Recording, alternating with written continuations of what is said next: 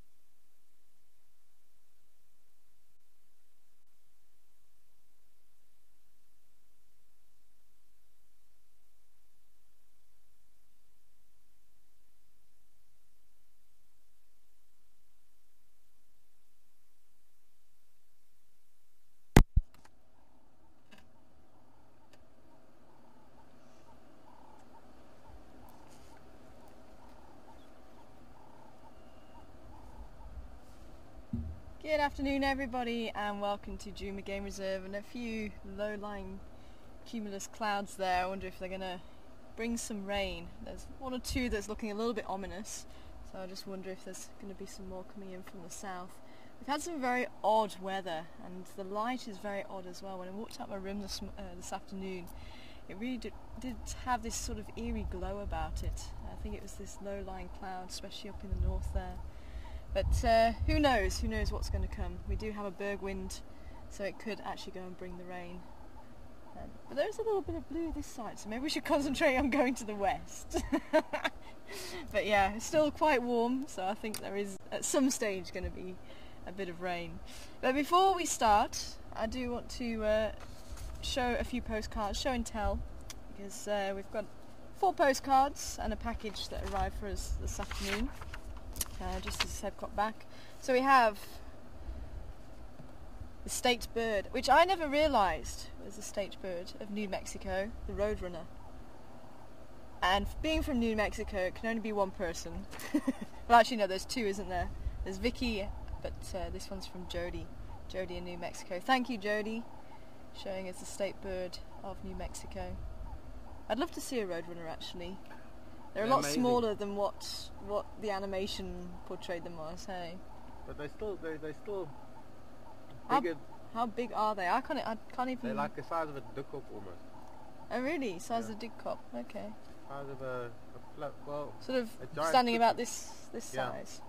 Okay. So there you go. Thanks, Jody, for that one. And then we move across to Houston in Texas. Hopefully today we won't have to say that. Houston, we have a problem. From Mary over there in Texas.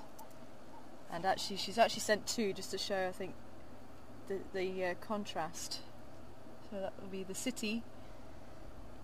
And then, right next door, we have the yucca, and what's the other name of this one? Blue bonnets. The yucca and blue bonnets. Both from Mary. So thanks, Mary. And howdy y'all down in Texas. I'm still working on that one. So thanks for those 2. And then the last one from, where are we? Ashley. South Carolina. Ashley, we finally got your postcard. Ashley's been asking us.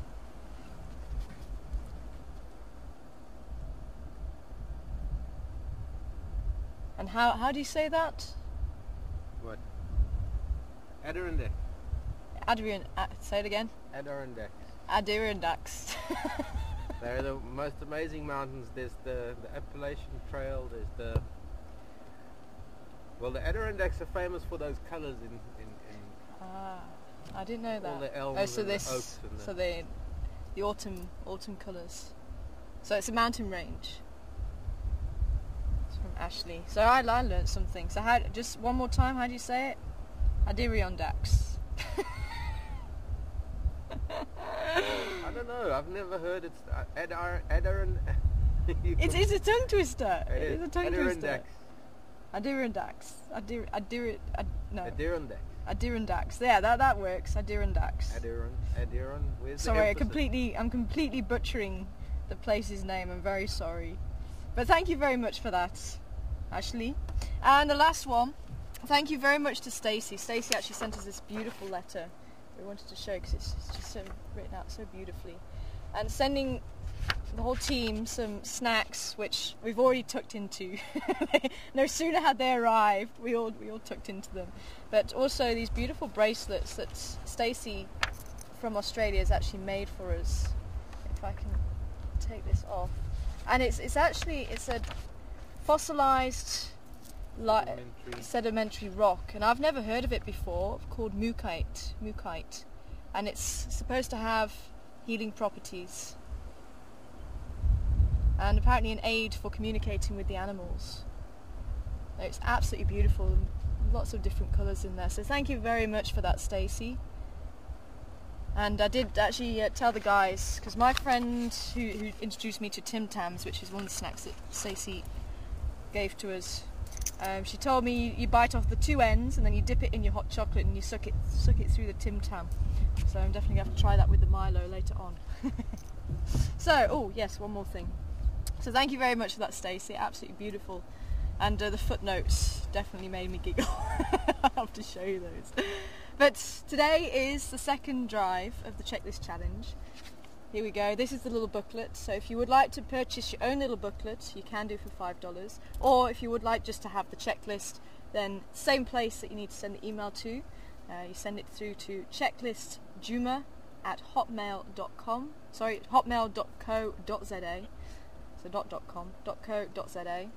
And you need to just tell Eugene if you want the booklet or not, otherwise he'll just automatically send you the electronic list. But we did quite well this morning. We had 9 species checked off. So we're not going to do everything that we see, because we have got 20 drives altogether. Mark's got 20 drives and so does Sebastian. So I can only check off on the list if you guys identify it. That's how it's working. So I'll tell you, okay, this is your animal to identify or bird to identify, and you need to send in through your answers to questions@juma.com. So that's how it's working this afternoon, and we'll see who's quick off the mark. We're just saying the first person that comes back. Let's see what we can go and find on this blustery afternoon. But it's actually helping, it's dropping that temperature, because it was quite a high temperature. Although I'm really convinced my thermometer's broken, because it's saying 20 degrees, and I'm sure it's not just 20 degrees, although now with the wind it might well be. And a little bit later on I would like to go back to see Jordaan, but I think I'm going to go back a little bit later as the weather starts cooling off a little bit. But not too late that we lose the light. Oh, here's our first animal. Please don't run. So here we go. First checklist challenge question of the afternoon.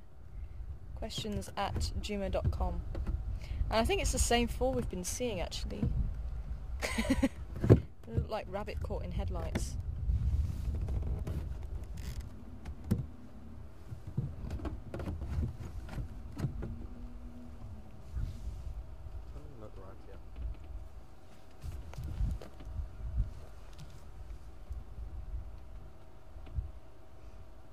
Are you able to get that bird? Sitting, I've just seen him fly in. I'm not going to say it. A terminalia. He's hopping around there. Where's it, in the terminalia? No, where has he gone now? But is that? Oh, Yeah, no, that one. no, it wasn't that one. He was jumping around just in the lower branches. Actually, it's a marula, isn't it? Not this. Yeah, the marula behind the terminalia. Oh, there he is. He's gone. Hidden by the terminalia. Okay, let me move forward a little bit.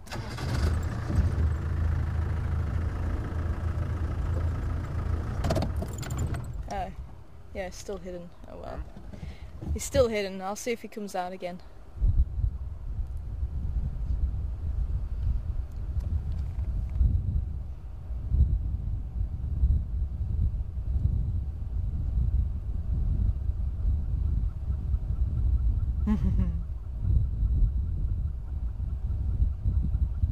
There you go, you can see them sort of kneeling down on what would be their wrists, the equivalent of their wrists, getting closer to the ground, using their nose to dig up any tubers or roots, but they will also be looking for insects just below the surface.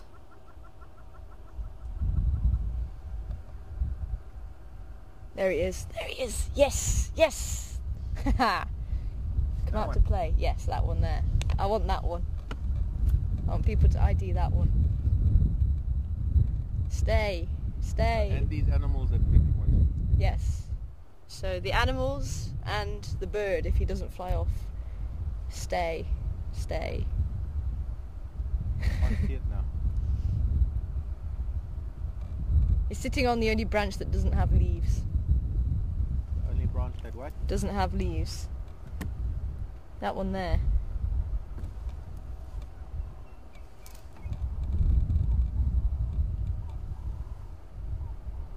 Oh, There he very goes. nice, yes.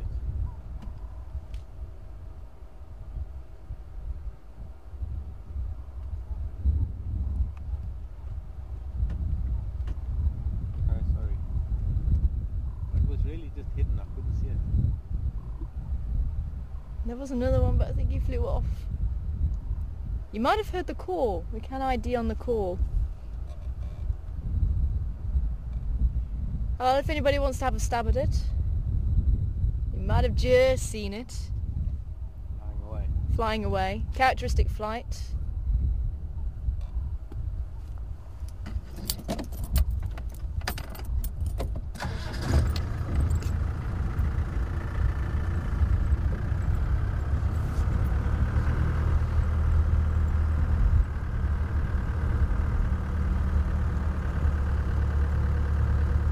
Yeah, it's time to get a little bit more relaxed.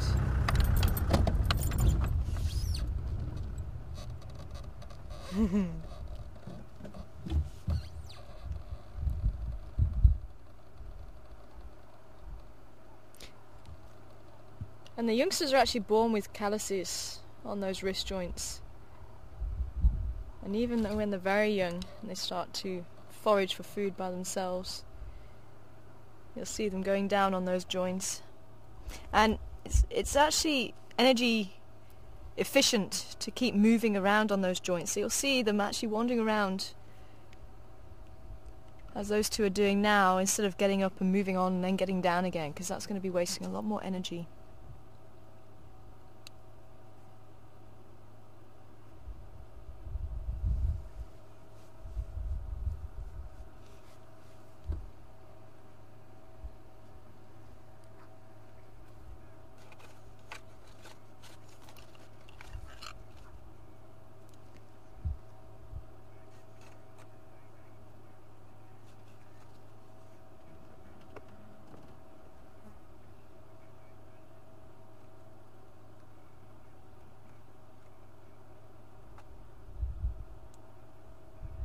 Oh, thanks, David.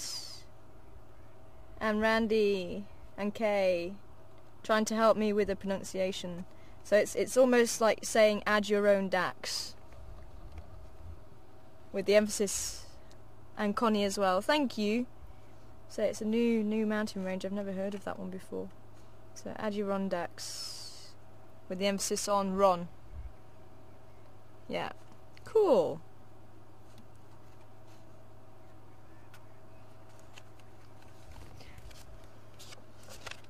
Hey, Dr. Rita, coming back quickest with warthog for our first animal of the checklist challenge in the afternoon.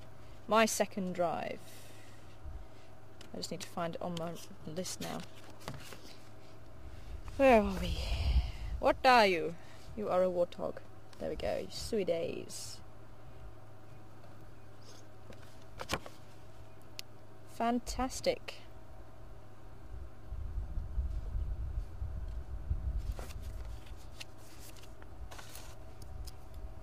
So they are the warthogs. Not waterhog, but warthog. Due to the warts on their face.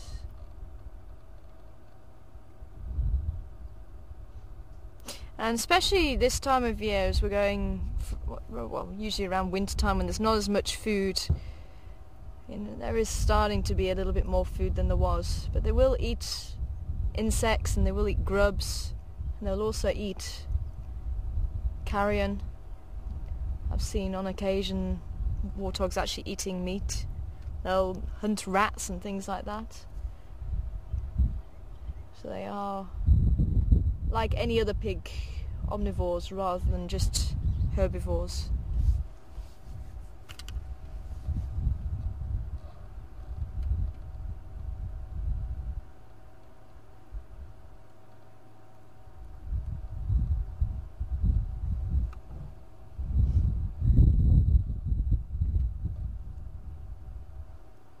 See, the wind's just getting a little bit more choppy actually. We are getting a little bit uneasy.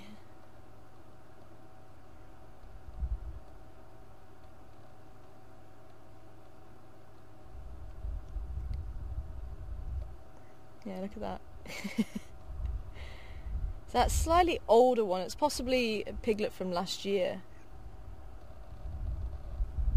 With Mum and her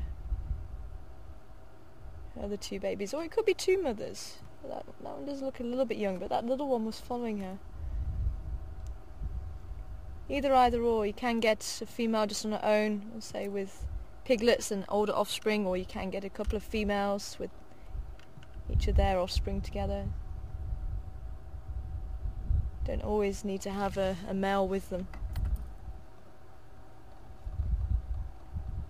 There you go. Radio-controlled pigs. Tails up in the air.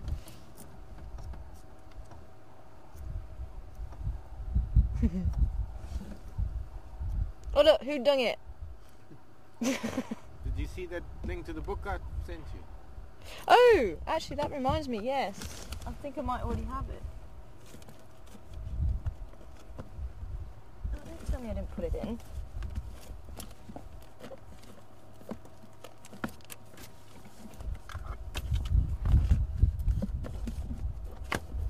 Ah, there it is.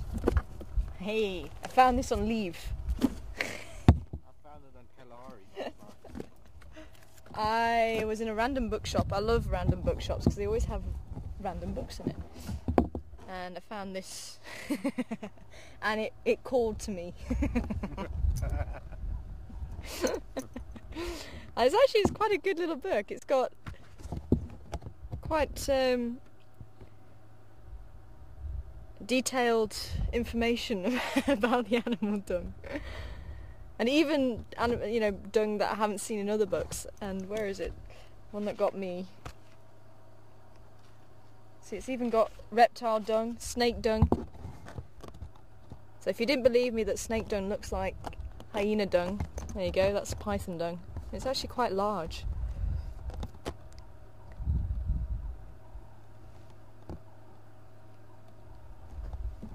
And then we've even got, where is it? There we go, insect dung, which I've never seen before in books.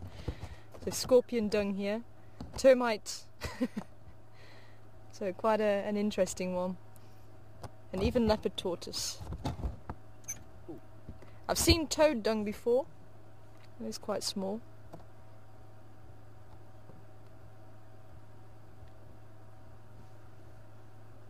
So yeah, quite a neat little book.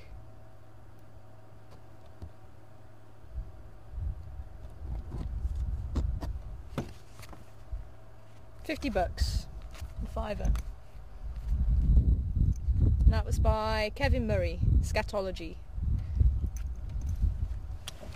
Okay, before you go, I've got to level this thing because something... Yep, we are doing a bird. Ah, so we did get a couple of IDs on the bird. Let's see if we got a good one.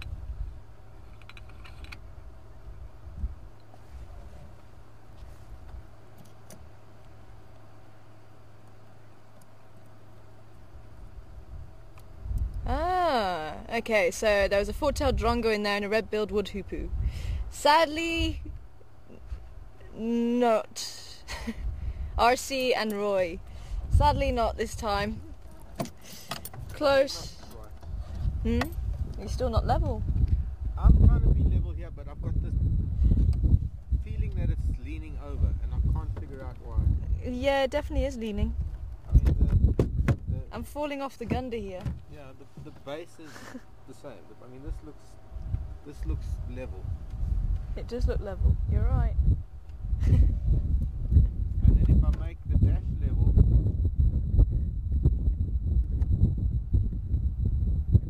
all wrong.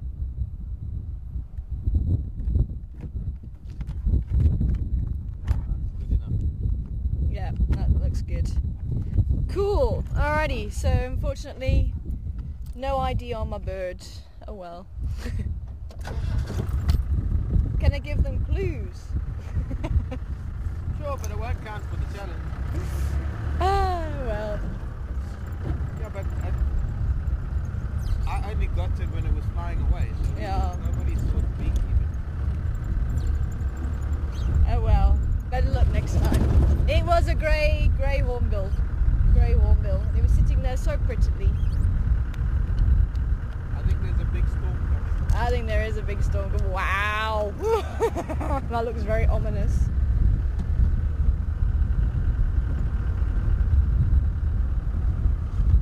Oh man, I'm falling off the vehicle again apparently. Oh. Okay, now. Yeah. That's a bit better. Let me just try and move into...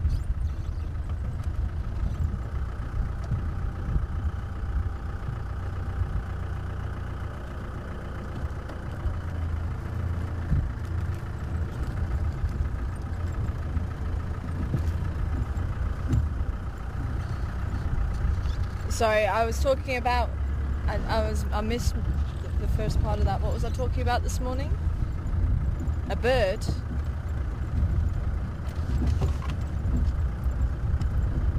Oh, the vulture. Oh, okay. Oh, okay.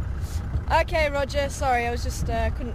I thought you meant towards the end of the drive. But you were talking about a bird, the dark bird with Jordaan, what bird it was.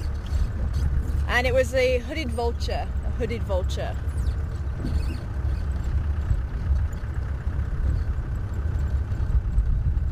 So there were some white-backed vultures there, but the one to guess was the hooded.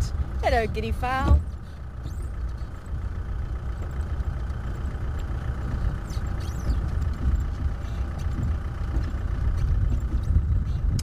Yeah, very sad about that. Yeah, I did hear about that.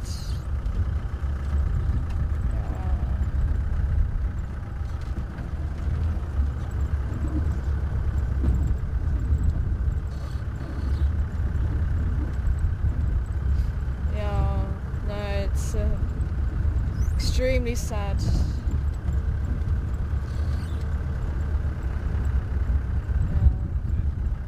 Yeah, thanks Ginger. And there's, it was actually, I think the story broke yesterday of, I think it sounded like a private zoo. Oh god, that was terrible. Yeah, with the, and the animals. Disgusting that they went in there like Rambos. Yeah, and shot everything. No, it is, yeah. To be honest, it made me feel quite ill thinking about it. But the thing is, all the circumstances sound a bit funny to me. They did. I mean, to actually let the animals out and then the guy killed himself. I don't know, it sounds a bit funny. Well, they couldn't feed them anymore. Did you see the numbers of animals there were? No, well, no, I heard about the numbers. There was like, what was it, 17, 19 tigers or something, and there was tigers, wolves, bears, lions. About 17 lions. I mean, really, sure. About a dozen tigers, half a dozen bears.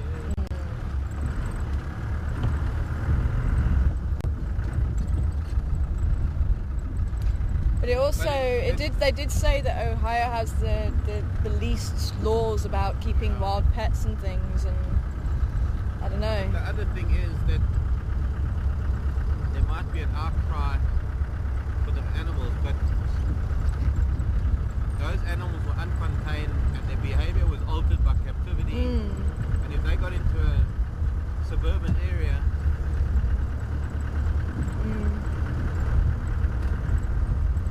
yeah, double-edged sword.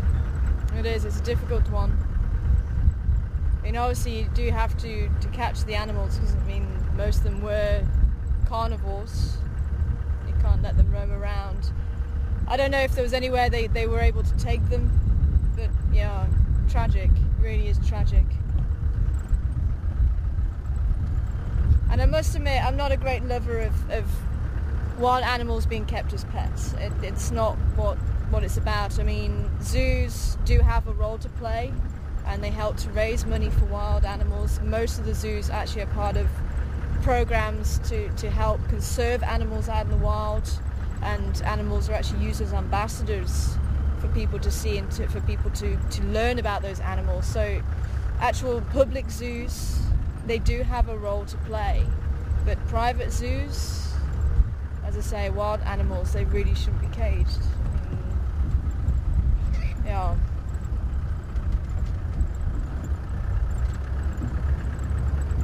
Very, very sad. But hopefully it's highlighted something, and maybe something will be done. Maybe stricter laws.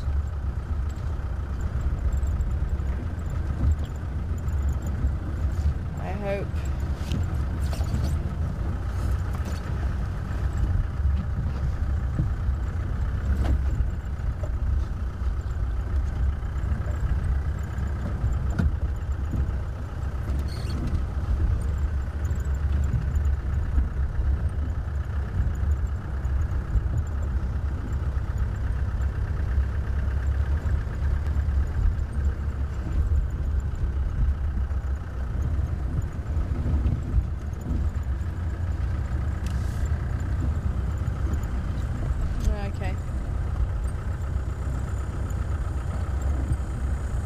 Where are we?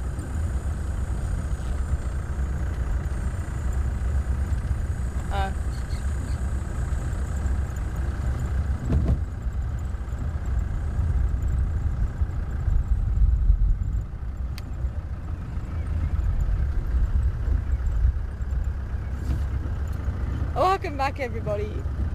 Okay, let's see if this works.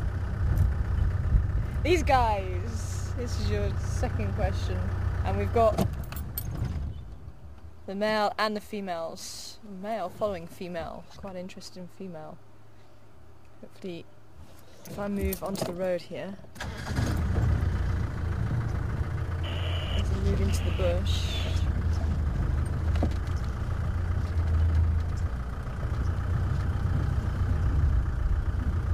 Just try and get past this tree. She's too young.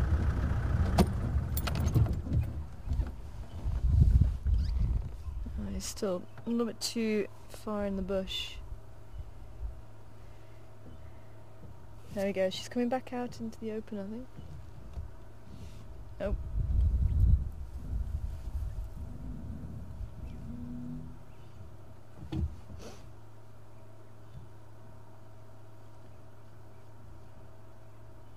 And hopefully you can see that big size difference. There's the little female, and the male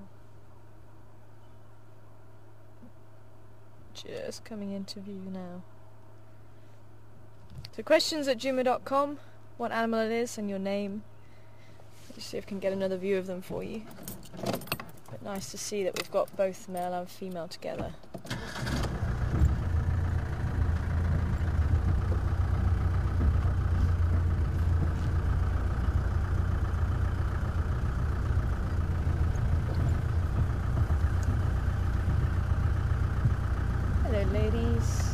bothering you.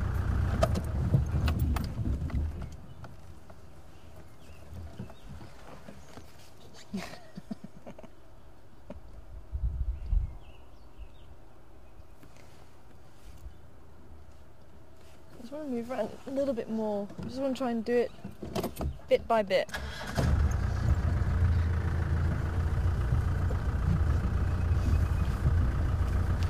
So hopefully have a nice clear view of them now. There we go.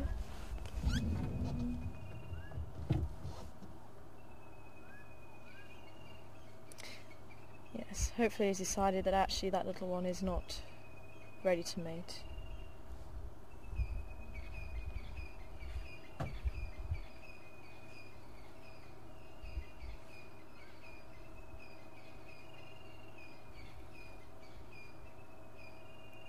But approaching a female with the neck stretched out is quite a characteristic way of any of these species of animals when they're approaching a female. He's warning vegetation there. I wonder if there's another male around that he's displaying to.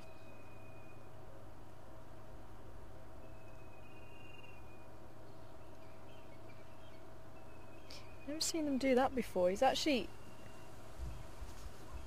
sort of pouring at the vegetation.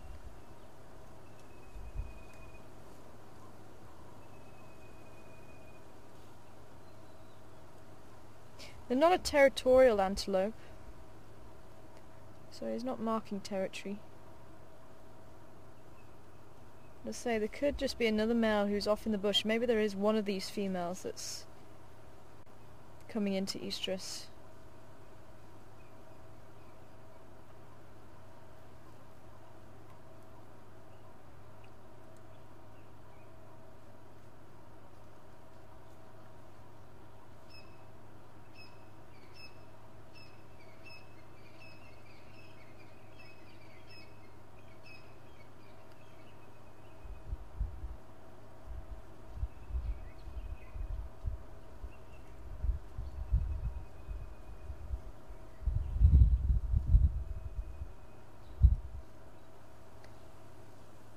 I'm just going to follow them a little bit more because I'd love to actually show you the male just standing behind the female.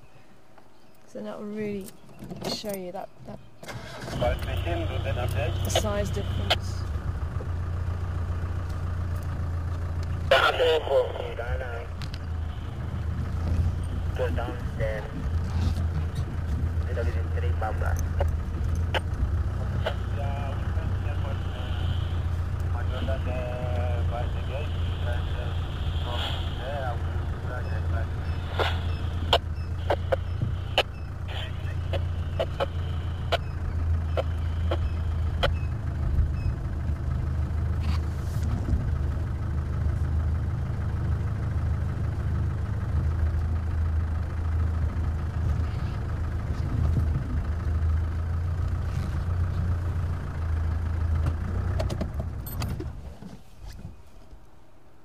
Is that Deb? Deb. Well done, Deb. Deb coming back with the first correct answer. It is Nyala. There we go. Here comes the female. There you go. Look at that. There's okay. She's quite a small female, but you can still see there's a huge size difference there between the male and female, and even just the actual coloration as well. It's one of the most diverse of the antelope.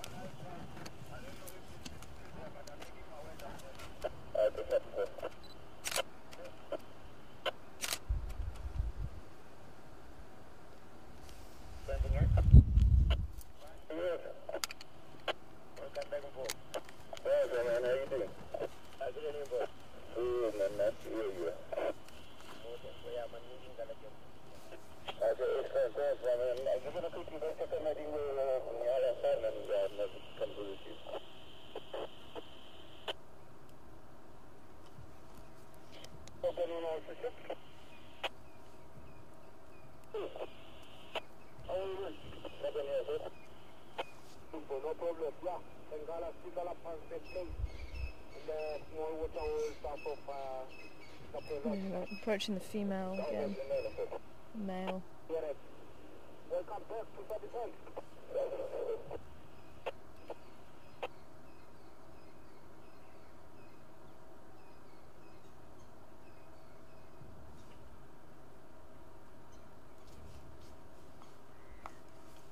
Graham, come in.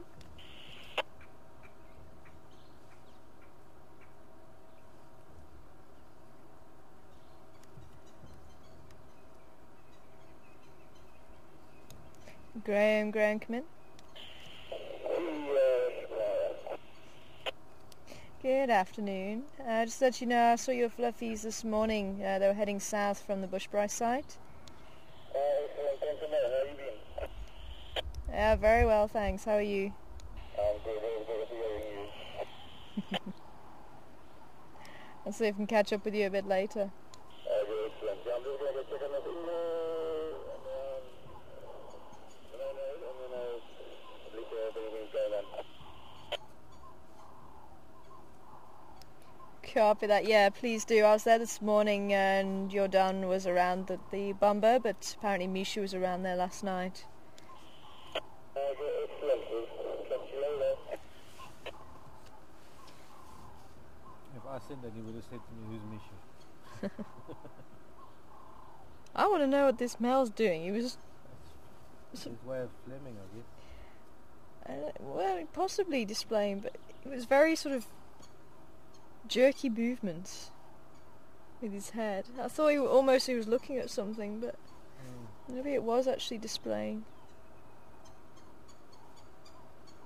Yeah, we're talking about you. Like a cat. Yeah.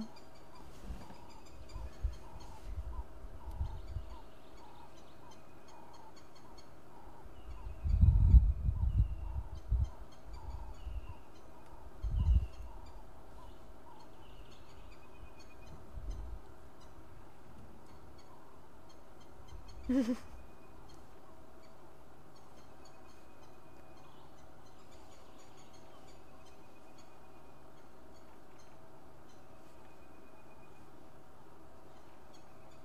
he's trying to catch the scent or something.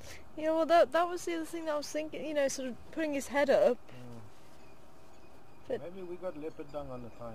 yeah, maybe. No, it's got something to do with these females. Will you leave that little one alone? She's too young.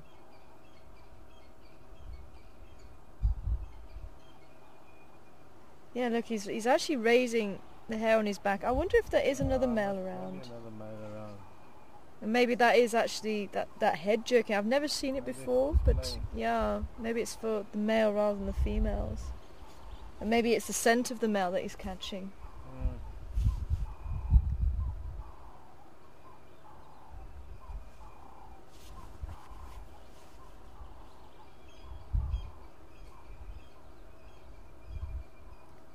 But that crest down the back, that's that white fur, that's silver white fur is raised, and they'll actually arch the back and they will strut very slowly and very precisely where, you know, it's very precise where they put the feet.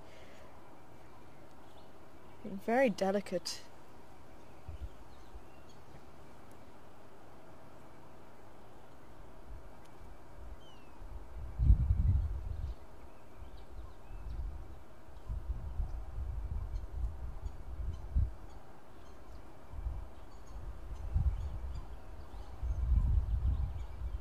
Look at that thing. Definitely tasting the air. Henry. Afternoon, Paul. Any sign of Karula and Manjani when you're down? Chunkondo.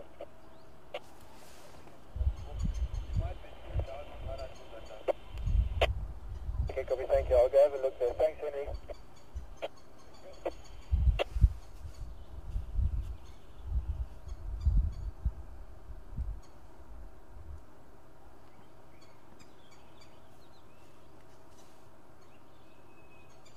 Ooh!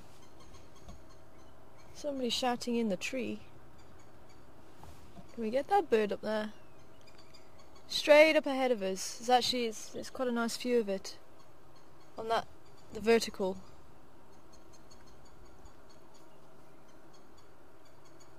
There we go. Oh! I got it. The birds are just not cooperating this afternoon. Okay, the tail just behind. He's hoping he's going to pop out again. The questions at juma.com. Oh, I need to mark off my Nyala as well.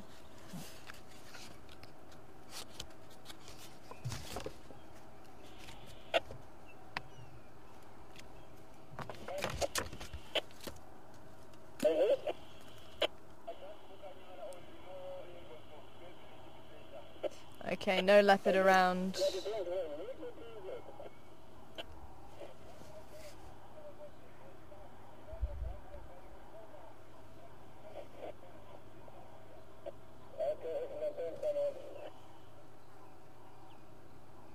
Sorry, Seb, just send that again. I was listening to the radio.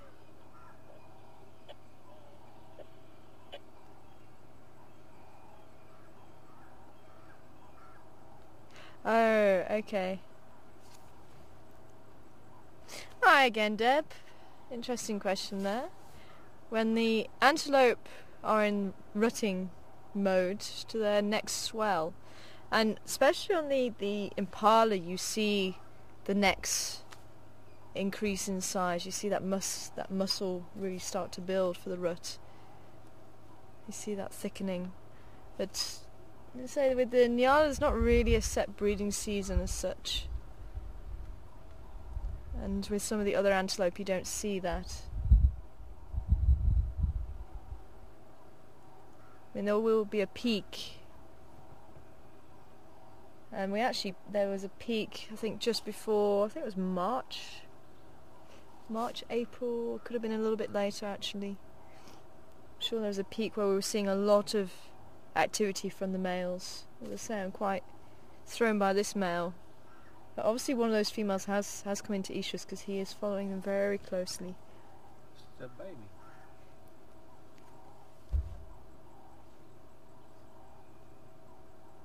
Is he still following that youngster? Yeah. Hmm. Yes! Who came back with the right answer? Wow. I'm impressed with that one.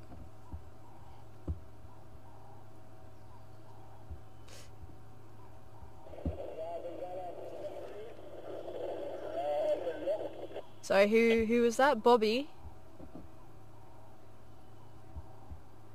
Oh, RC. RC, well done RC. Got your Greenwood Hoopoe. Or red-billed, as its old name is. That indeed it was. It is. I'm waiting for it to pop out from behind that branch. It's still, but unusual. The rest of the family must be around somewhere. It's unusual that it's only on its own. I can't imagine it's probing in the leadwood.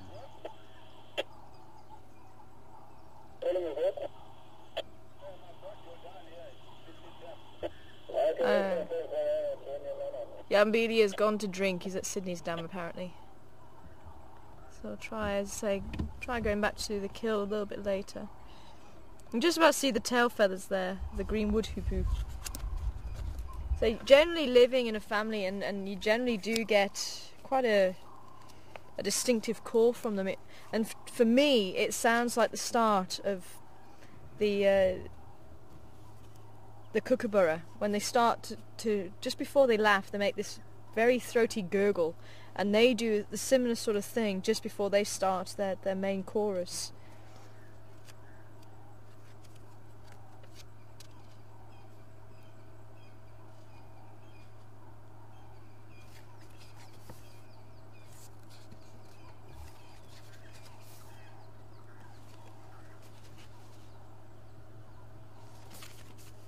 Okay, well, let's leave the Nyala and let's hoping we get another view of the wood hoopoe.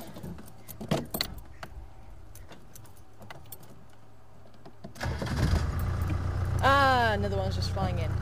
There we go. It's a bit of a greeting ceremony. It's just not meant to be today, is it? Maybe we should just give up on the birds. But But well done, RC, getting the correct answer from that very brief view.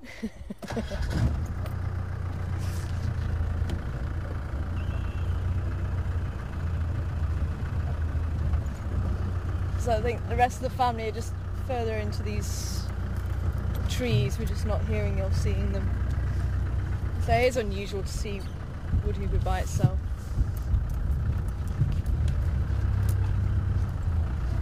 Okay, twin dams, here we come.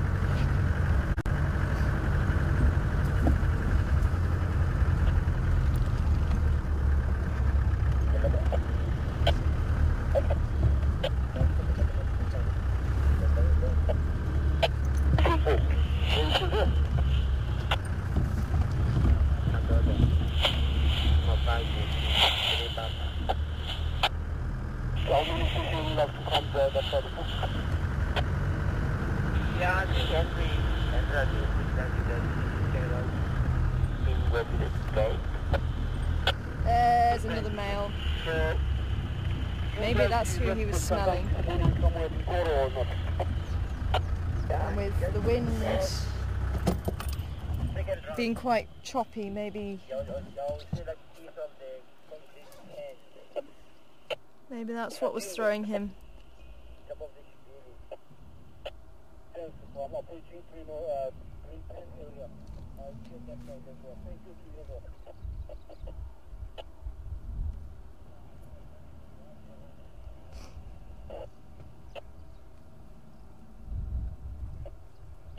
Hi Helka, good afternoon to you, good to hear from you. Wondering if Nyala and other animals have unique markings like leopards. And they do, and actually animals that have a pattern are generally quite unique. The kudu with the stripes, you'll have the different markings, and each one is as unique as the other, or as different from each other as you can get, just like a human fingerprint. Even though there's the basic patterns there is so many variations on those different patterns. So the zebra stripes, the leopard spots, the giraffe patterns, the nyalas, the kudu, even bushbuck when they have a couple of spots on the body, occasionally stripes.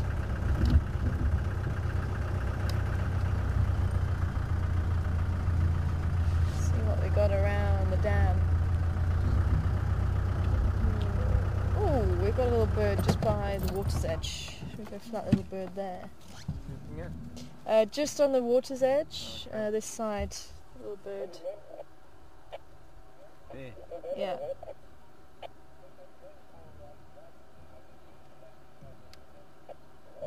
There was another one. Where'd it go? I only saw the one. Oh, but it's not the same. There it is. There, we got another one. There's the other one,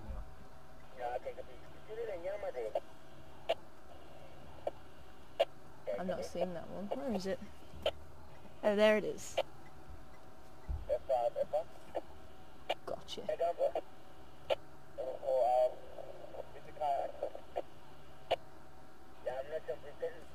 Okay, there you go. There's your next question.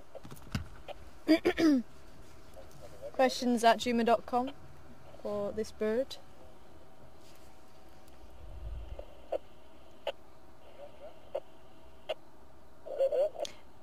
The way to identify this one, look at the neck and look at the eye. That should be a good giveaway.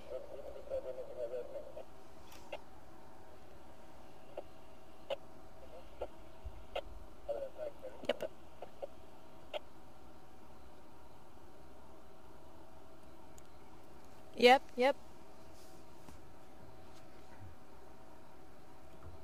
Yeah.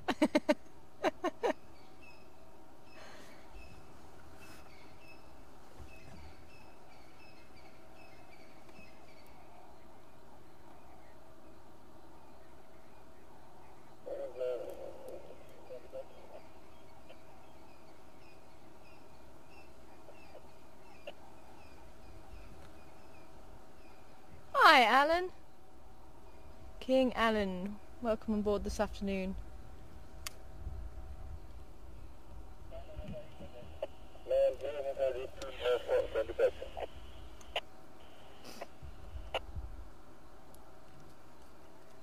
Shall we move on?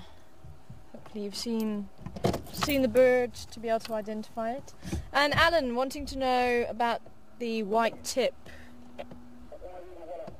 on the end of the Nyala horn.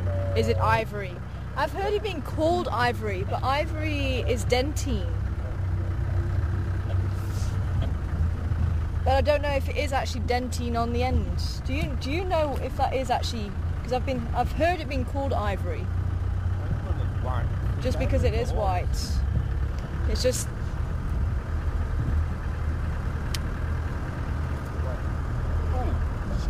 Oh. Terrapin slid into the dam. Ah. Bye-bye terrapins.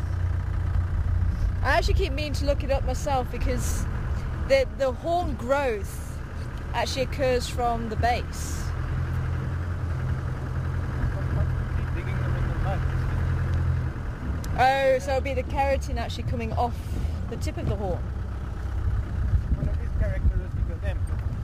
Because the kudu also have it, the male kudu. Yeah. But I mean, it's not that the keratin comes off of it, because then they follow it also. Yeah. Like, oh wow, stop. Oh yeah.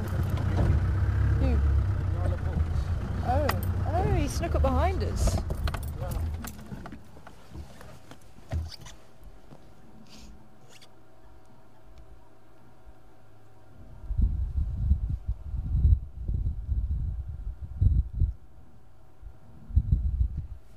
Roy! Well done, Roy, coming back with Cape Turtle Dove for our little dove.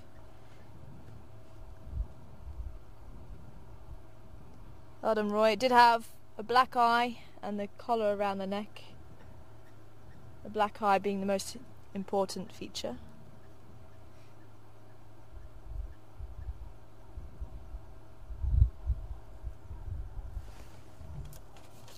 The Cape Turtle Dove. And I can hear a few calling actually.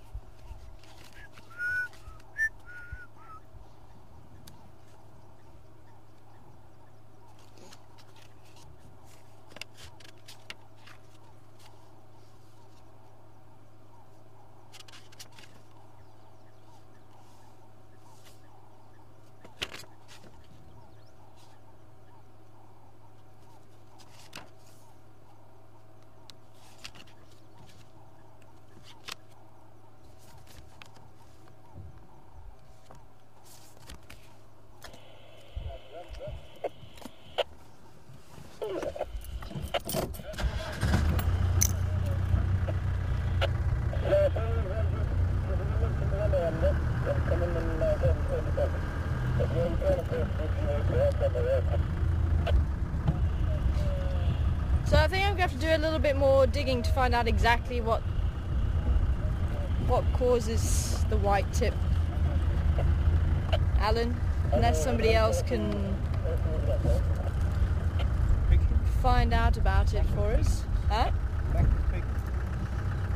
Back to melon. But it tends to be the older animals that have it. Yeah. I think that's one of the ways you can still tell it's still quite it's a very old animal.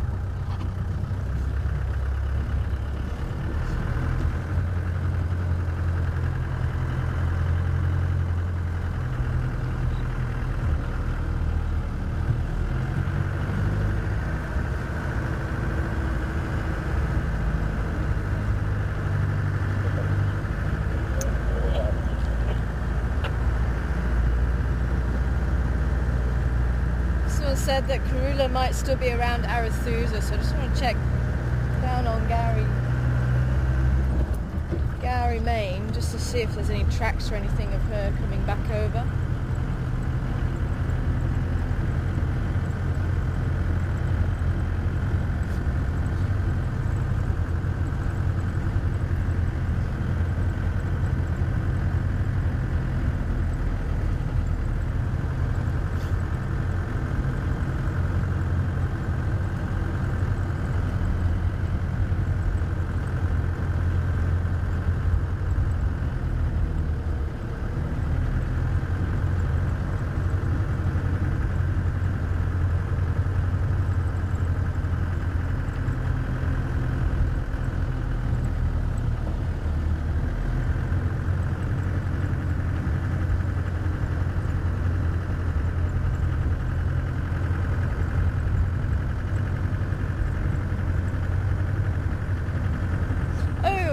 I did get your other question while you're on board about the baby elephants. I now understand what it was.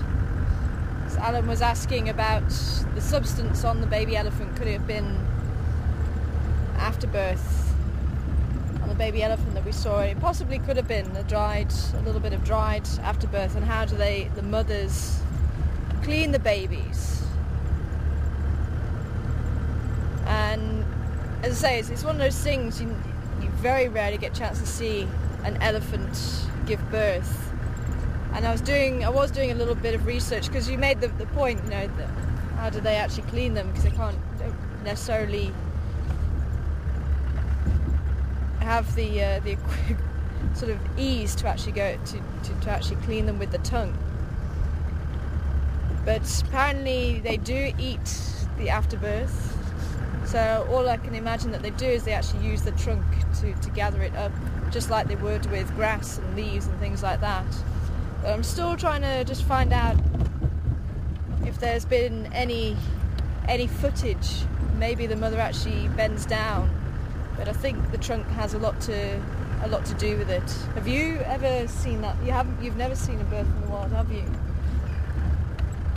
You don't know how they clean the afterbirth off. And so I would have thought it would be the same sort of way as what they use the trunk to gather food in. But there's one source that did say they do eat the afterbirth.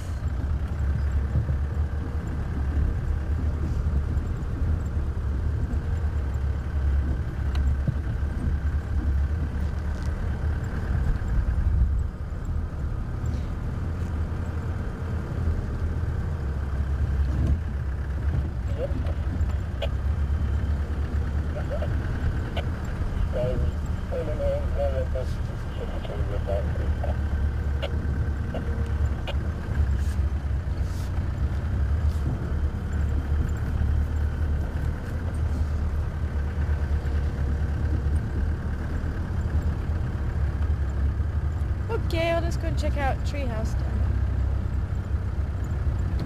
Can you open the R or something?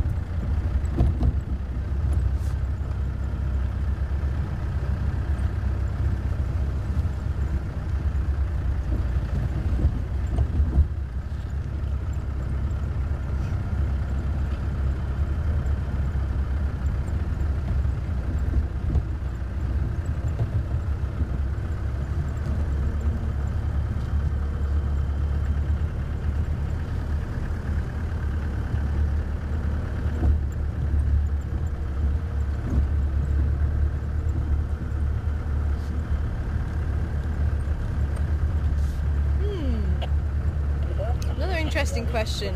Hi MJ. Thanks again for your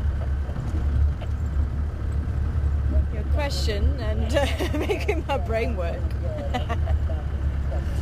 But wondering about the tan legs. Is it just on the legs or is it the colour of the skin? And I think it is just the fur. I don't think the underneath the black fur, I don't think there would be that colour. And I think that's just ooh, yes, don't fly away. Lucky, who's still here? Ooh, somebody else is in the tree as well. Oh, there's somebody else in the tree. Okay, there's this one. Yeah, I see the other one in the tree. Oh, You're it's just the lucky 'cause first time I've seen. Okay, we've got that one. So that's question 1, and this is question 2. Look at this, everybody. First time I've seen one here at one of the dams. We hear them, but we don't often see Yeah, them. because you started the challenge, and it's not going to be here for another month. Well, you never know. It might be there tomorrow. So there you go. So we've got two birds for you to ID. Oh, such a majestic bird, this.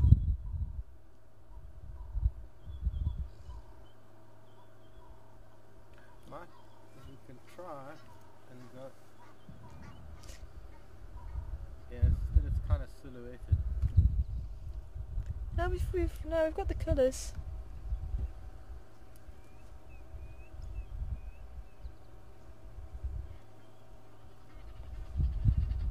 Oh, we've got the Egyptian geese actually displaying to each other as well. That's what the bird's looking at. So questions@juma.com. I really hope you can get this ID, because this is... I can't believe we've got it sitting here. I used to see them a lot on my old reserve, but as I say, we don't really see them here. It would be fantastic if it's searching new territory, new hunting grounds. I'm going to see if I can pull forward a little bit. Let's see, I'm hoping I'm not going to disturb the other one on the water's edge.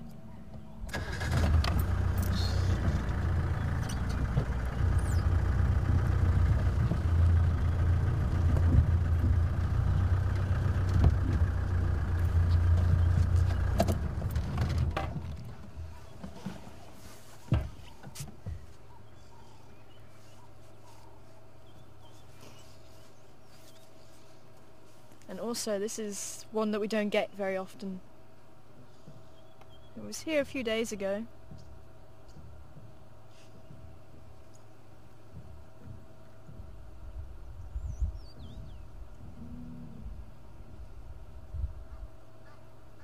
So the highly specialised bill, very sensitive. It's hydrodynamically almost perfect Mm. because of the way it feeds, in that the vortex that's created by the side-to-side movement actually stirs sediment up off of the bottom into the next path of the beak. Mm. That any other design wouldn't create that kind of vortex. So, yeah. Yeah, just very highly specialised.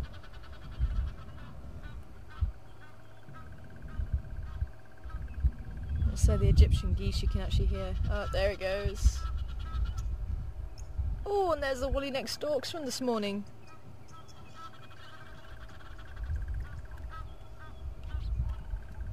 So Kathy coming back with the spoonbill. Did anybody come back else with the other one?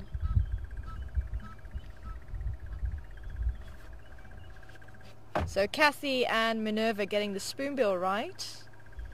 The African spoonbill, and Kathy got the African fish eagle,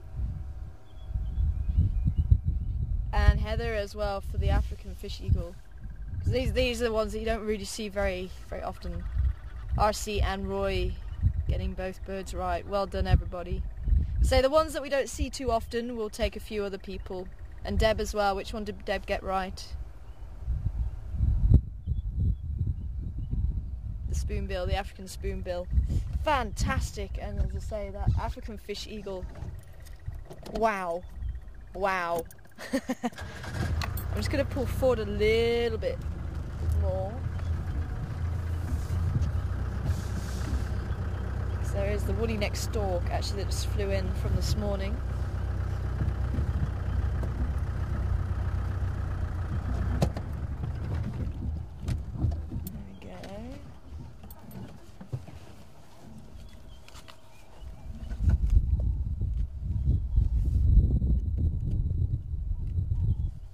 And the fish eagle, actually, you couldn't really see it from where we were sitting, so I was a bit worried about getting too close just in case it flew off.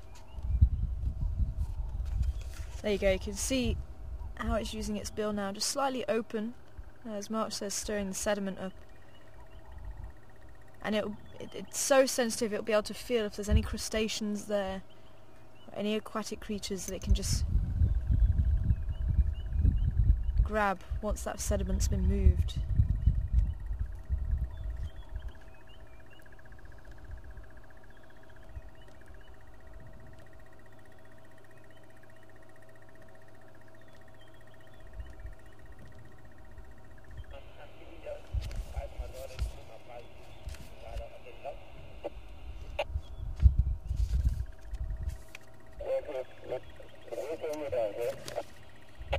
Yeah, got inside, and the weight is out of Jordaan. Another bamba there. This other bamba now is finished. Yeah, but it's a far break, right? Okay, good. Thanks, sir.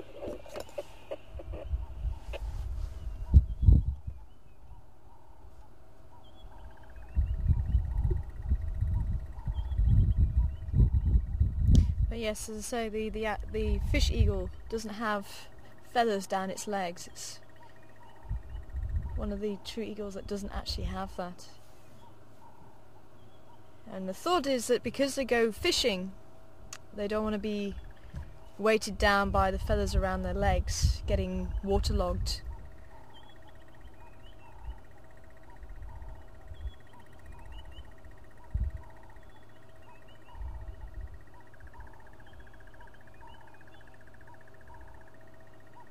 I really hope we get a chance to see it again.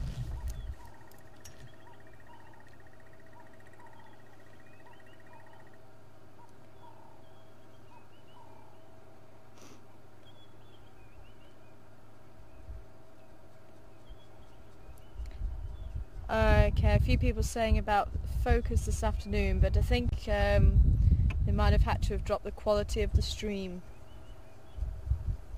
to get the stream out this afternoon. So it's not the camera itself, it will be just the stream, the quality, the amount of information that gets sent. Some days you'll get this very clear picture because the quality is spot on.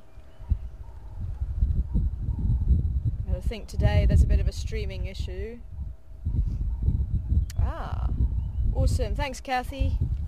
There's some big pachyderms at Gowrie Dam. We'll see if we can make our way there.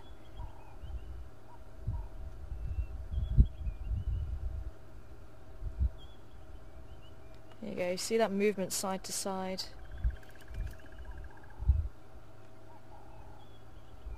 And that's how the waders can actually live together. They'll each, just like the herbivores, when you see a lot of herbivores out in the open grasslands or in the bush, they'll all go for slightly different food. And it's the same for the waders, and actually their bills are very specialised. So you get some who have the stabbing bills, waiting, and they'll actually stand and wait for fish. Actually, I want to try and get on to the other side, so those people I haven't seen, oh, maybe that's why the geese were getting upset. Got two pairs here, and I'm surprised they haven't attacked each other while we've been here.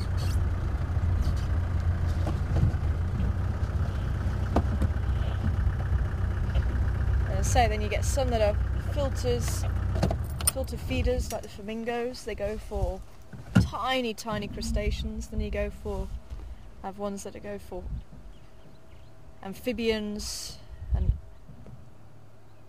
other aquatic creatures. There's a woolly neck stork. There you go, woolly neck stork and spoonbill in the same shot.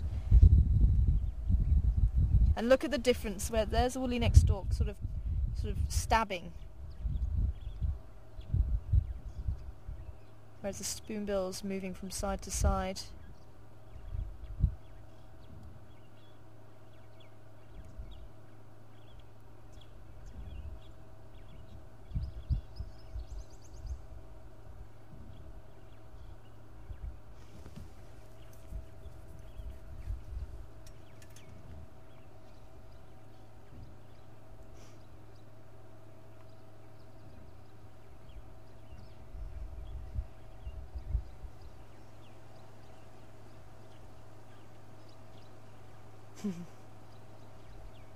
The other pair are being very vocal. They're not doing too much about it. Fantastic. What a wonderful afternoon for birds. Okay, let's continue on.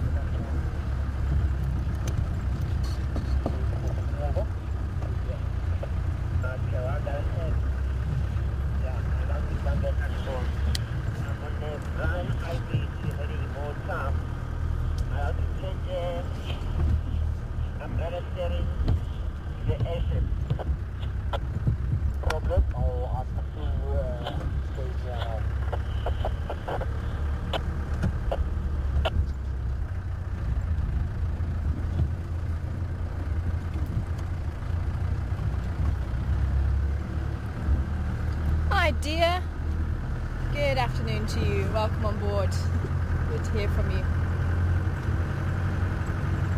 I'm wondering about the dams, they all don't seem to be connected, so how do they get populated with fish? And a lot of the dams will get filled up as the rain runs, and a lot of the dams are just made from damming off certain sections of the rivers. So that's one of the ways that they can actually be populated by fish. So when the rains fall and you get these overflows with the rivers flowing, and the fish will then enter the water holes, and as we go through winter and there's no rainfall, then you see the dams actually shrinking, so it actually looks like they are just isolated. But other dams that aren't in that process, they can actually be, again, when you get puddles and things like that, you may get catfish. Catfish are actually able to survive a little bit on land as well, so it is possible for catfish to actually move. Obviously not over great distances, but they are able to move from small water holes and pans to others. It's one of the ways that they can populate.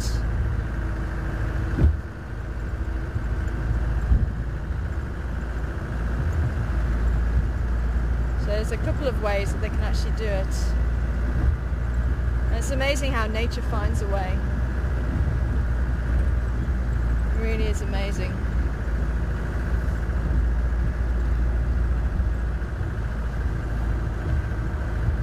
Catfish can actually breathe air, which is quite amazing when you think about it. Survival technique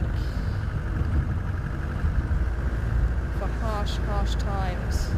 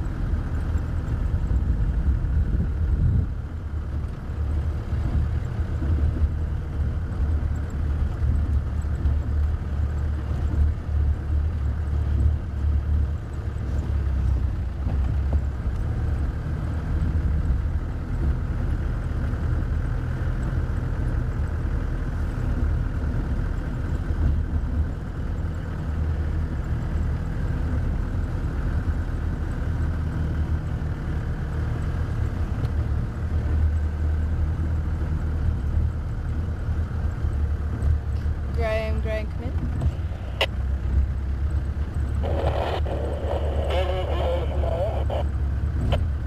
Is Jordaan still up by Sydney's now?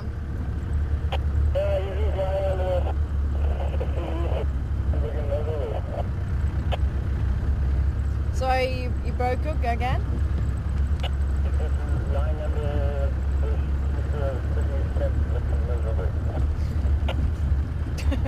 copy. Are you also coming here?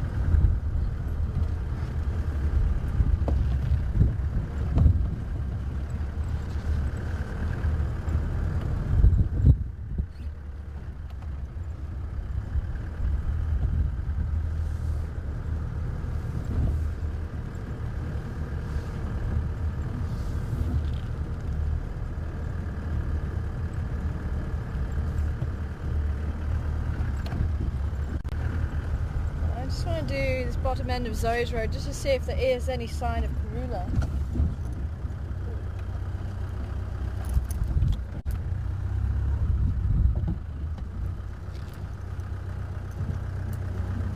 I saw something.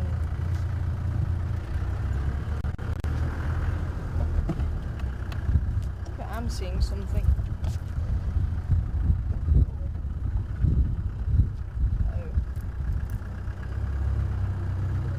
It's the baboons.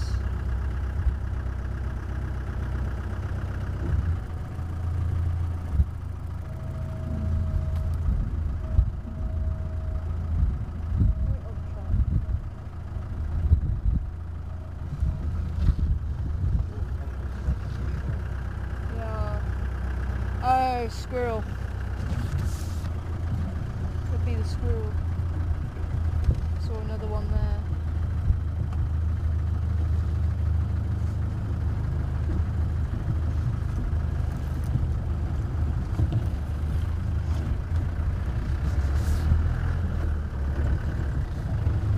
Very funny.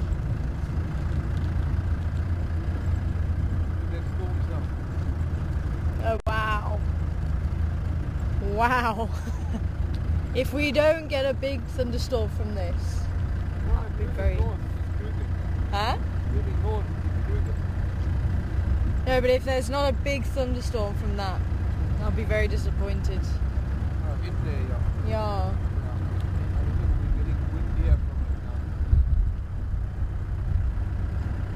Oh, nice. Gonna be able to get them from there.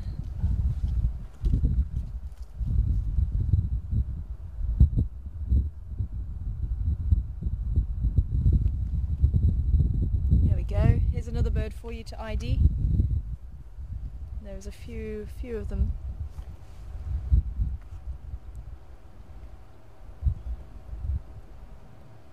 Not calling though, unfortunately. Beautiful little call. That bright yellow eye ring. There they go. There's about 5 of them crossing the road.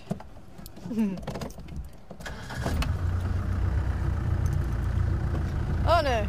Wood hoopoo also going with them. Not wood hoopoo. Long-tailed shrike. Flying with them as well.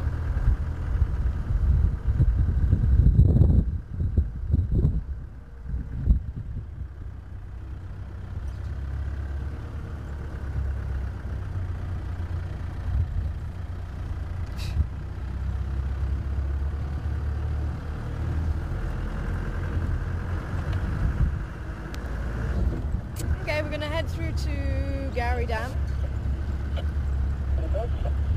See if we can catch up. There's some ellies there.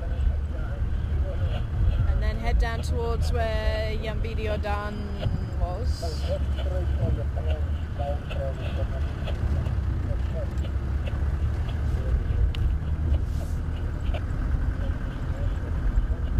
Awesome. Who's that from? Wow, quick off the mark. Dave! Good to hear from you, Dave. Welcome on board. Dave Hill. Dave Hill. Dave Hill. Yeah. Number Dave. And it is the white-crested helmeted shrike. Beautiful little bird.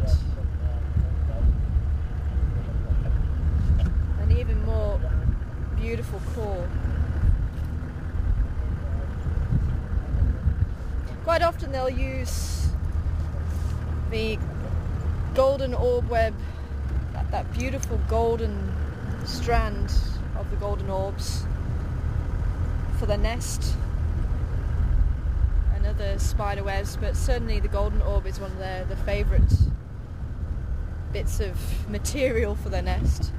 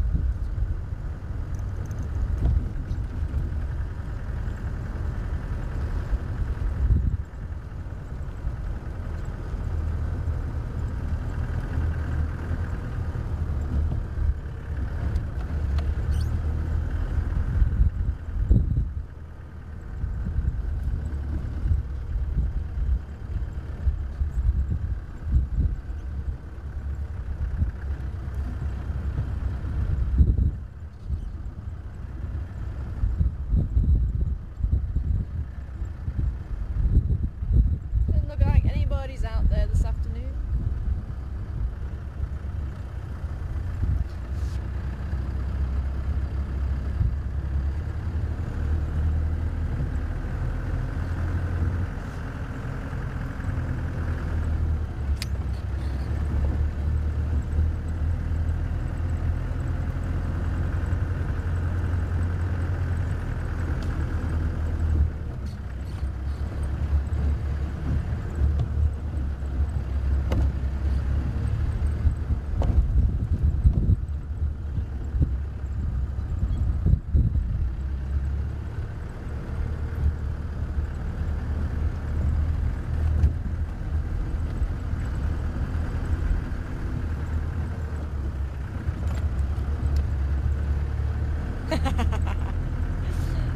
Unfortunately not RC, no bonus point, but nice try. Well, give it to me again, I'll see if I can pronounce it. We got the white crested helmeted shrike in French.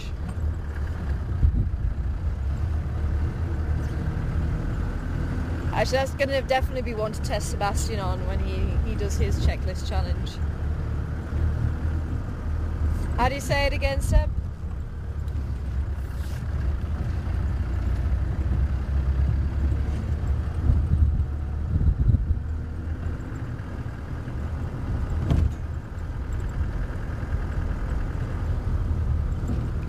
Okay, so a bit slower. Bagot Bay, Cascade, is that right?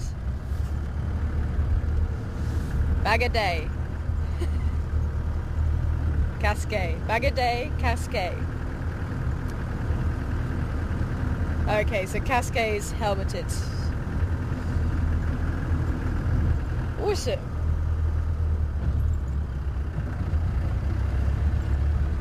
Thanks for that, RC.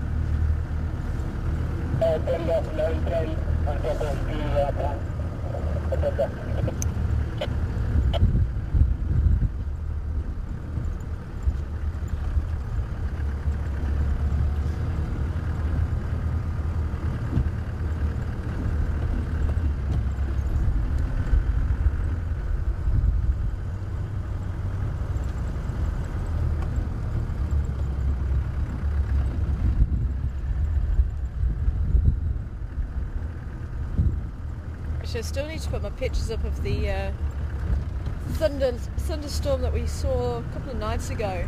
Me and Seb were out on the open plain, and actually we should have thought, because I think Seb actually said, "Oh, have you got a torch?" And I was like, "Oh no, it's fine. Let's get out there before the rain starts." And we're out there on the open area, trying to take pictures of the lightning. And there was one that it cracked right overhead, and I almost hit the deck, I must admit. It's like, this is not good. So actually it was going lower than the car at that point. But luckily it was sheet lightning rather than the fort lightning. Otherwise that would have been quite fun. But as I say, it started getting to that point where we were starting to get a few drips, and we thought, okay, well, let's start packing up. And I was sort of doing ad-lib with my car on the bonnet with my cell phone underneath it for the tripod, and it actually turned out quite well. Seb was with the tripod. So we suddenly hear something behind us. Now, I've already opened the door at this stage of the car, because I'm thinking actually it was very stupid we didn't bring a torch, because it was very dark when the lightning wasn't going on. So I had my door open just in case. And we just hear something behind us, and I'm in that car as quick as a shot. And Seb, it was actually on Seb's side. I have no idea what it was. I think it might have been a hyena or something. But yeah. So just a word to the wise: we're going to do something like that, don't be silly and don't take a torch. So I'd love to know, because I suddenly had an image of leopard. It actually did cross my mind. I thought, oh, I wonder what would happen if there was a leopard now watching us. But we had quite a few impala around with us. But yeah, quite funny. We both had a bit of a jump.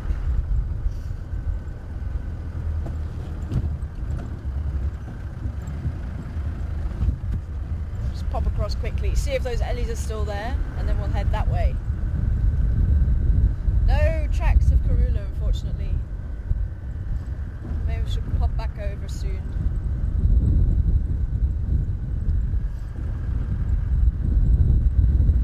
Wow, that wind.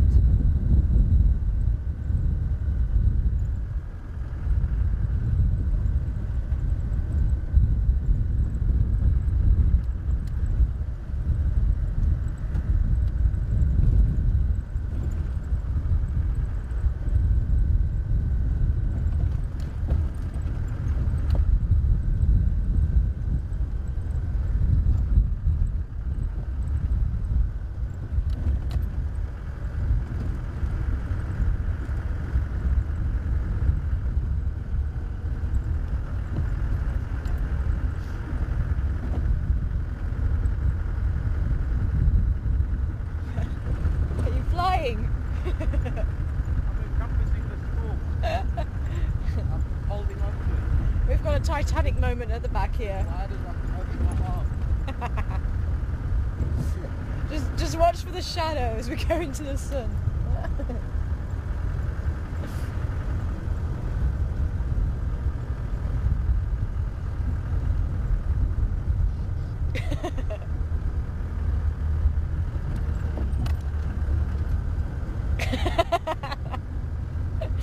He's coming out. Yeah, there we go.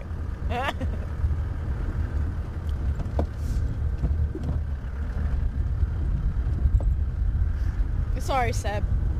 Go again. What's the Afrikaans? I should really know the Afrikaans for that one. What? For white-crested helmeted shrike. Yeah, but what is the Afrikaans?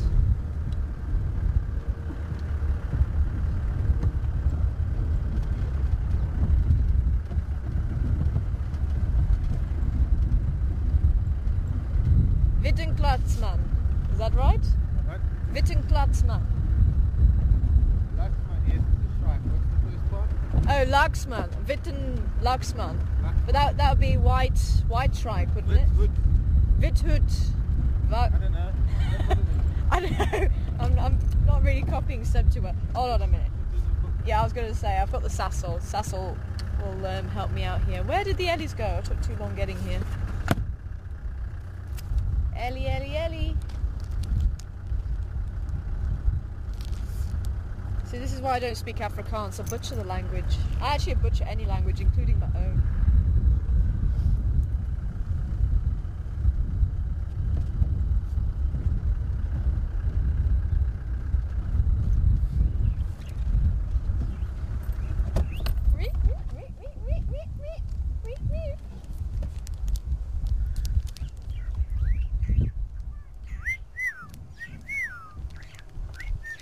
You're very chatty. Starlings. Okay.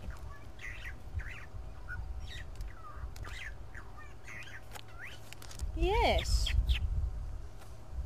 379, here we go. Right.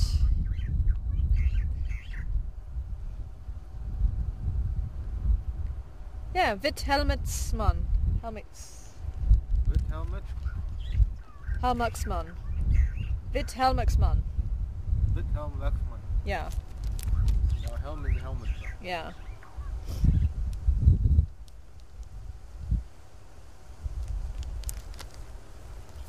Maybe I should actually do that every time.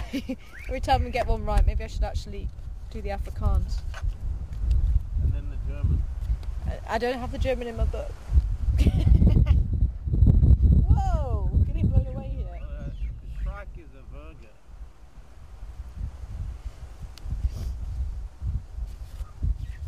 Oh, there's a bird over there. Yeah, I've been on that bird. Oh, you're looking at that one. I was looking at the other one. No, that's the other one with the green. I was there now, but I'm just looking at something else now. Plus who's flying overhead? Oh, they're gone.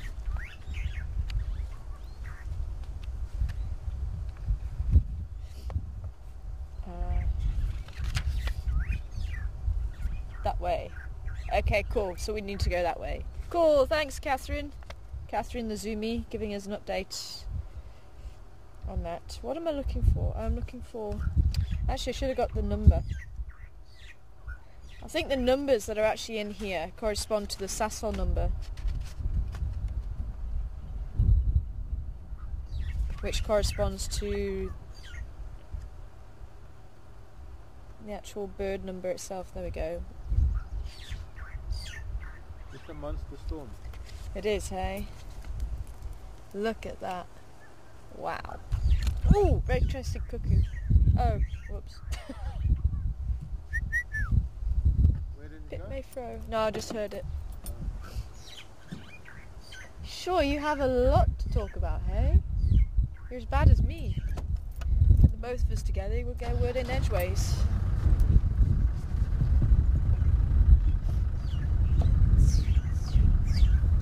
Virtual starling.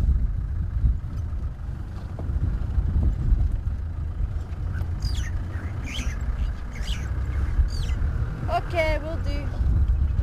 Have a nice day.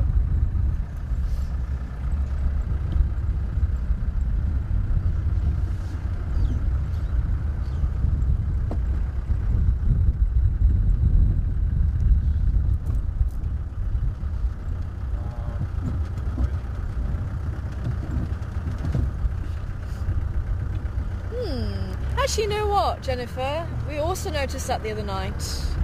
The lightning did look quite pink. And why does it look quite pink in South Africa? Oh, look at that. Can you see him through there? A little forward. There? Yeah. Just looks very pretty through there. But Very nice too.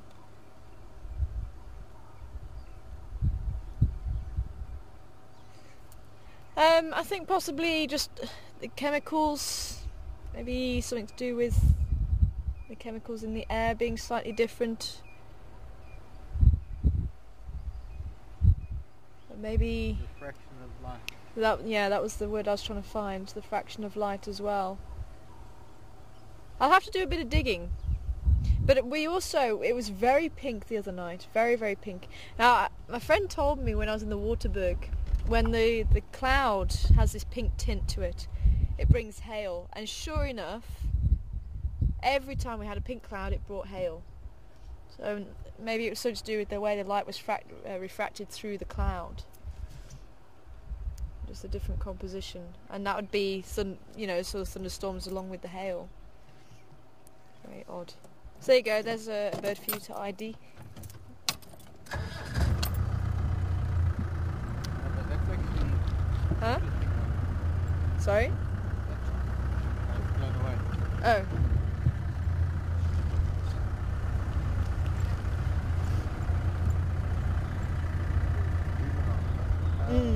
Yeah. Oh, what have we got? Oh.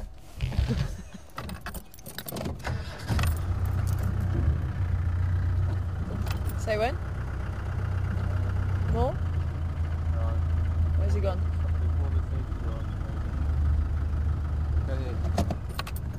What you got? What you got?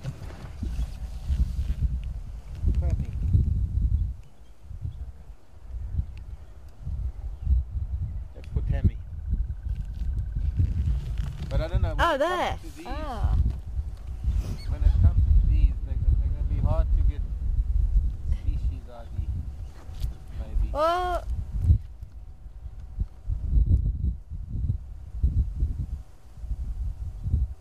could be. Okay, well, we've got the bird and we've got this little creature.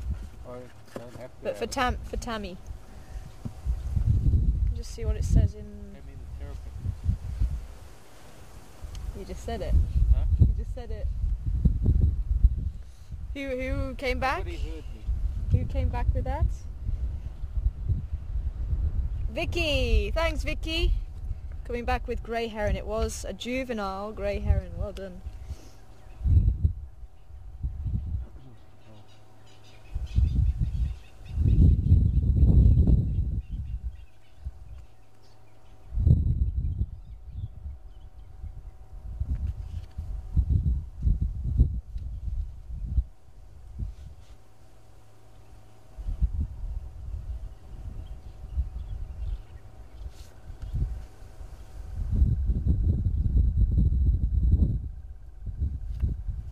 Okay.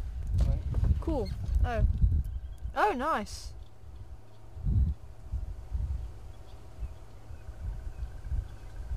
Well, the dragonfly was actually laying eggs then. Well, And there was a double-banded groundling just in the corner of the screen.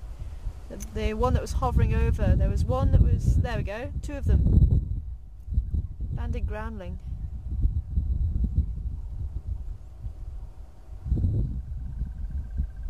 I'm not sure what the other one was though. Do you know which female one? band is not ground. Oh, is that actually the... Oh, I didn't realise. Grab and ground. I did not know that. There you go, learn something new every day. So the brown one was the female laying eggs, and then there was two males probably fighting over her.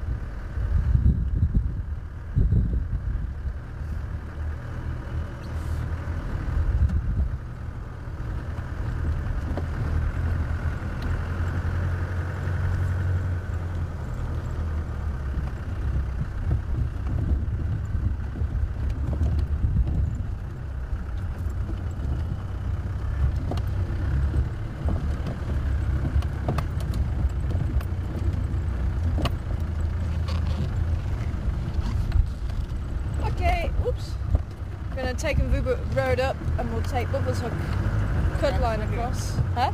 Okay, I'll put you. Are you still there? Good, good. I thought you were enjoying it so much, you were doing your Titanic moment.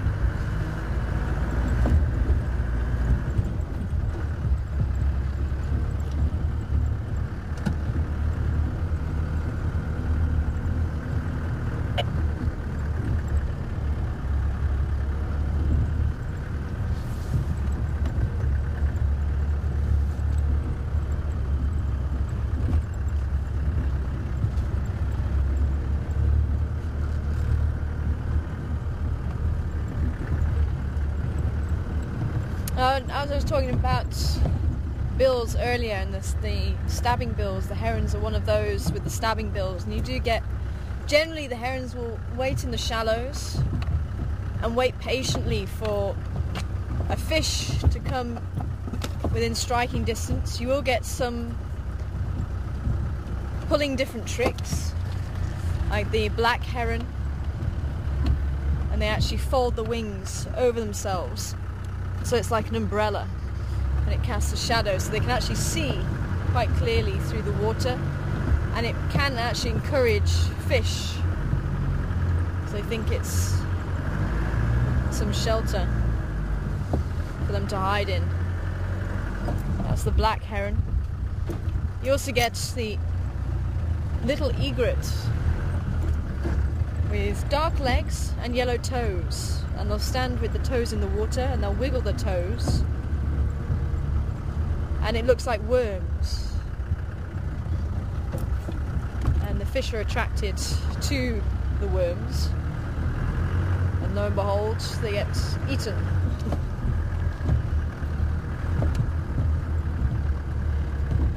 But we do have a very odd heron, who I haven't seen for a little while actually, but he does go wading in, so he looks like a swan, looking for any amphibians on the water, especially the frogs, clawed frogs. And they've actually taken to standing on the hippos' backs as well, like the hammerkop do. And I wonder if they've actually picked that up from the hammerkop.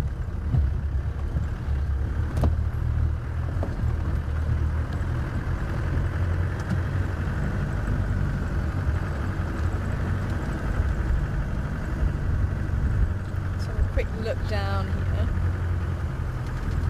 Apparently the eddy went this way.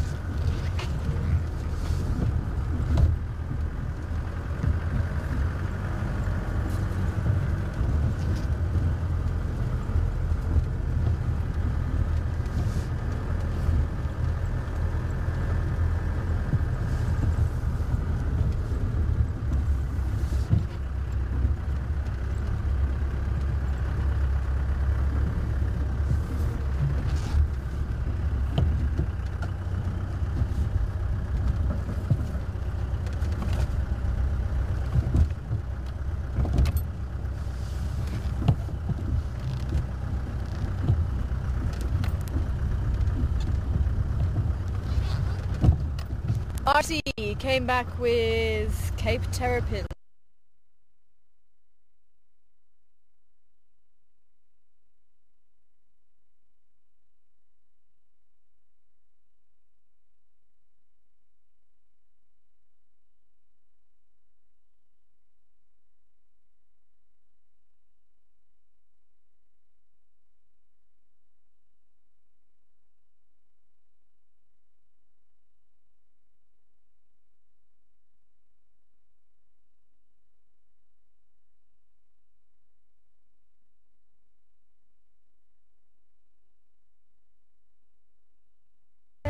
Any. Still black screen? Now we're back. Oops. Oh, yeah, we're back. So RC was saying the hinged terrapin, and Deb saying the Cape Terrapin. At least we got the right answer between the two of you. Now, I must admit, I struggle to tell the terrapins apart. I do too. Because the marsh is supposed to be quite a flattened shell. Ooh! There goes Mr. Rainbird. Woo, woo, woo, woo, woo, woo, woo, woo. Kind of. If you hear that, you know rain's on its way. The virtual's cuckoo. He flew off. Going that way.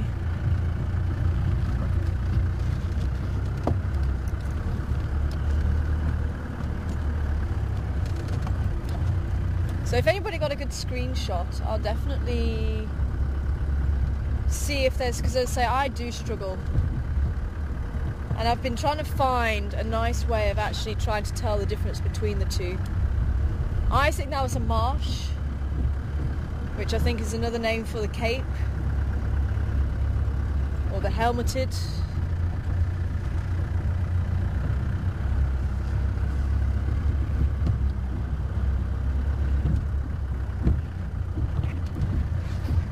Where did Mr. Eddie go?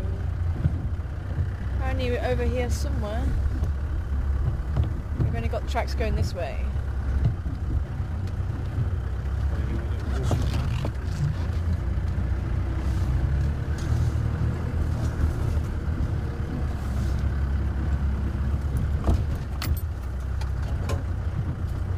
Sorry, Seb, I was only half listening. Just trying to work out where this Eddie's going. I'd heard about welcome on board, Jojo. I heard about the weather. Do animals react to the weather with the pressure systems? Was there anything? Yeah? Oh, that's it. Okay, cool. But they do react, Jojo, and you do. Whoops. They do have a change in behaviour. Do notice actually maybe less animals around if there's a low pressure. Excuse me.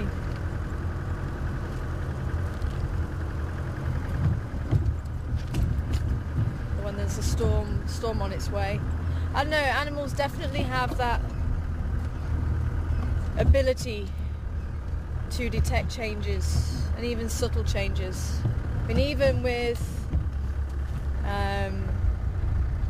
the earth movements, I mean, they can detect an earthquake or an eruption from a volcano or a tidal wave that's on its way. You know, they do have this ability, and I think maybe as humans we did have it hundreds of years ago, but because of the way we've evolved and the way that we've, you know, with all the electronics and all this sort of thing, we've lost a lot of that ability to really feel nature. I think, you know, that plays a big part of it. Oops. Oh, why is it I always manage to find hidden? Only one hole. I know, I don't know how. Okay, well I'm gonna go Gary Cutline then, see if that throws anybody up. So the only tracks were coming this way, so maybe it came out the back here. Let's try that.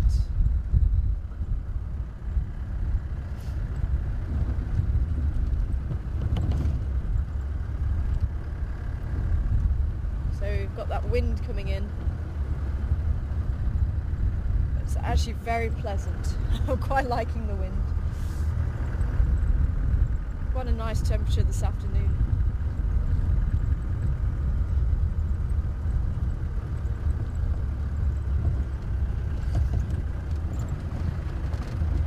Dr. Alexi, welcome on board again. Good to hear from you. And saying about the monkeys, or asking about monkeys, do they eat meat? And they do. Baboons have been known to take young impala and even kill cheetah and leopard cubs and even adult leopards on occasion, although I don't think that was anything to do with eating. I think that was more a dispute. But certainly insects, and I don't know if they find a reptile, a small lizard or something, a rodent, especially during the winter time when there's not as many plants available, or fruit, berries, seeds, that sort of thing. Vervet monkeys also will eat insects and things like that, and they may have, again, if there's not too much food availability, you know, they may eat, sorry Warmbill, they may eat lizards and things like that. But the baboons more so than the vervets. Omnivores. They'll also eat maybe chicks from nests, and eggs. quite a variety in their diet, a varied diet. That was the word I was after. My brain is just not functioning this afternoon.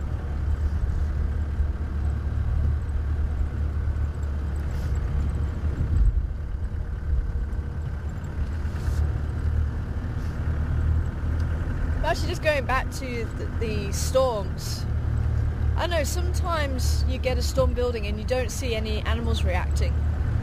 But the first time I really noticed animals reacting was at my old reserve, and usually about a day before a big thunderstorm, and it was on the open plain where thunderclaps and lightning strikes were really going to hit hard. You didn't see any animals out in the open plain. You maybe saw one or two, but you know, you'd get days where you'd have a lot of animals there, and then say about a day before a storm, and I started noticing this pattern. I was like, oh, okay, maybe there's something in this.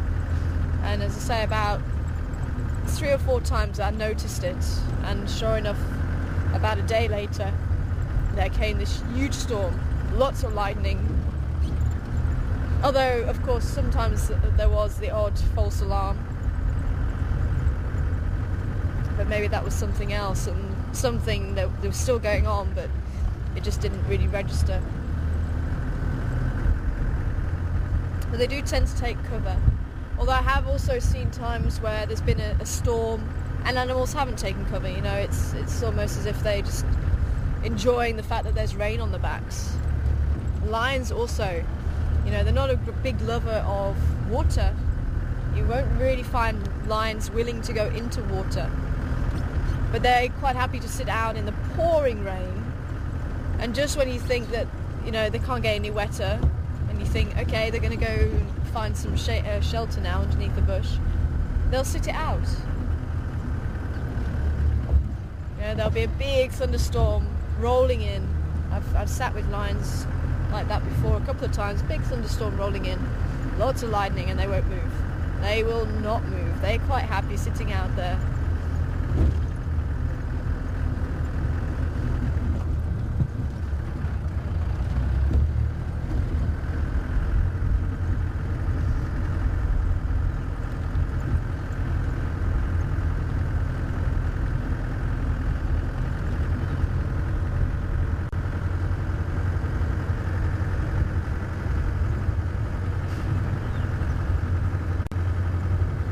Mr.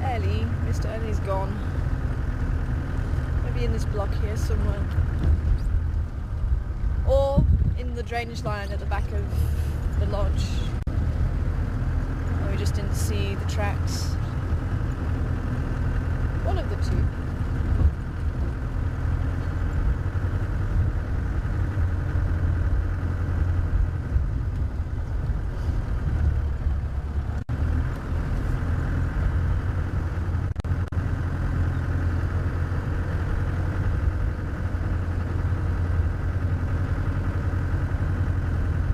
So what would you say the terrapin was?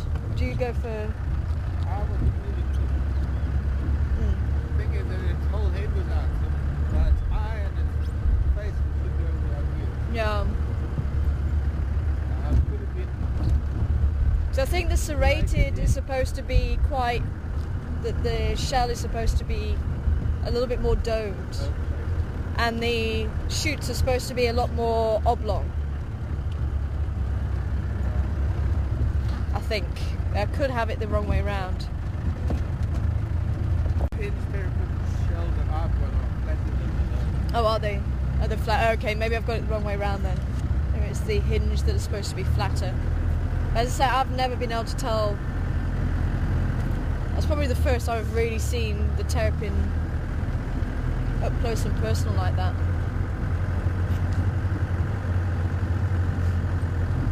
I was hoping you were going to give me a positive idea on it.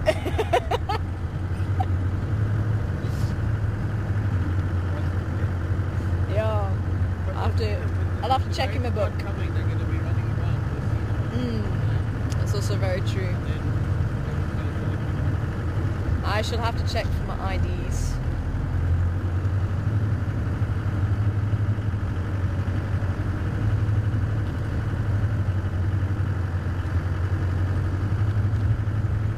And the shoots are the individual pieces of the shell, the carapace.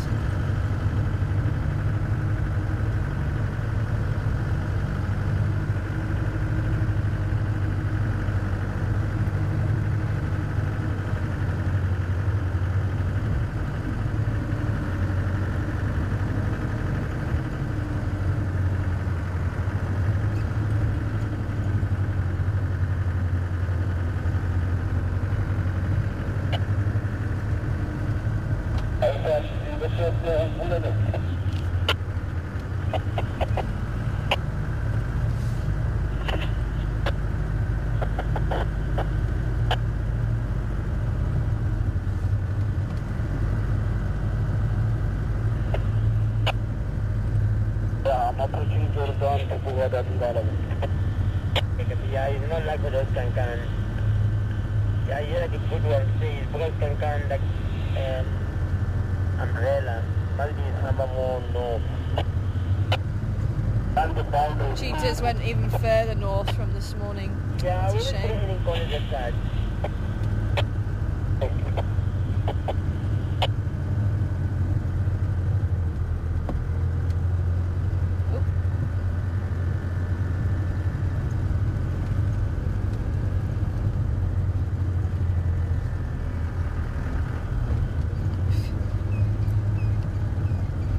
Beer and cognac, beer and cognac, beer and cognac.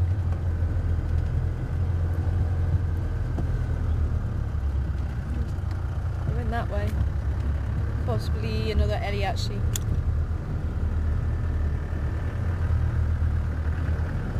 More Ellies.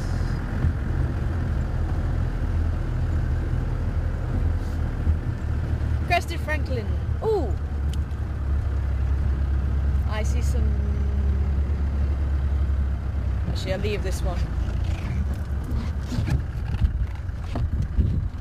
I see somebody swishing their tail.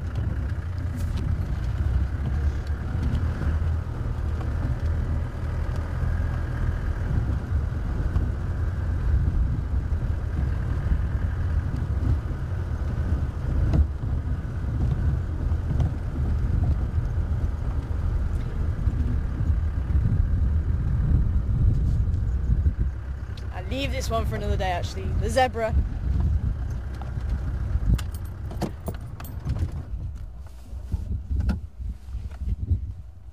Hello guys and girls. I think someone was asking this morning, Steve, I saw there was a question there. Are zebras black with white stripes or white with black stripes? And would you believe it, there has been some research into that.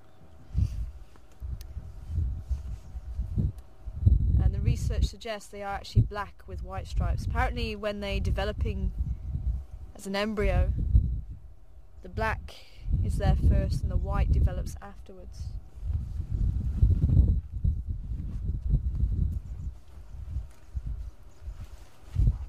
Which is funny because I always thought they would be white with black stripes because there seems to be more white on the body than black.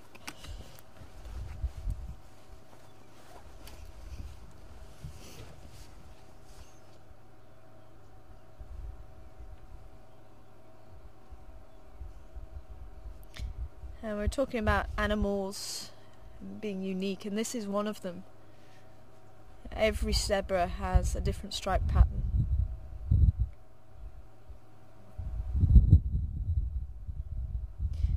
And the areas that you tend to look is actually the area just at by the shoulder, where it almost like makes triangles, just at the top of the leg, on the front leg. That's quite a nice area to check for the pattern difference, and also on the rump.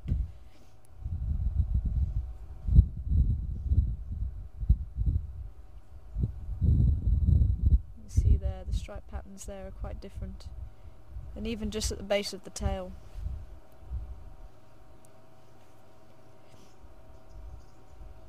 And look at the shadow stripe. You can see on the zebra on the right, you can see those shadow stripes, the brown stripes, which are characteristic of this particular type of zebra, the common or Burchell's.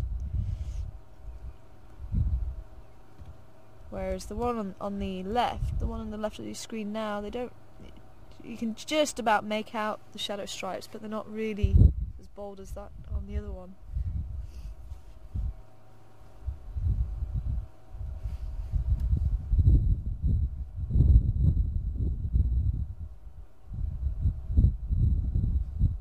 Thanks, Dave. Dave saying plain zebra.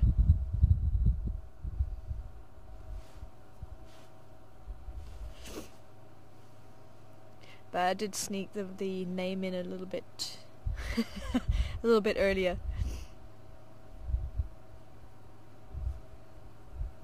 So I'll have to ID this one another day.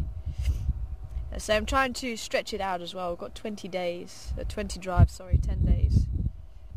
So I don't want to run out of mammals too soon.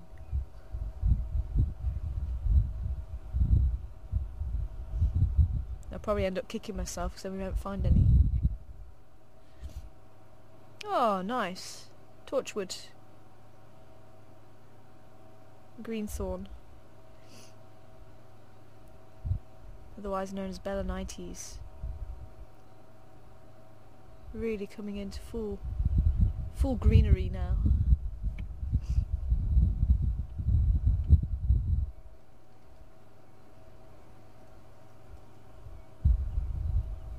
Okay, well let's continue west, see if we can find Jordaan. I'm hoping he's made his way to the kill, or at least down from Sydney's Dam where we can actually see him.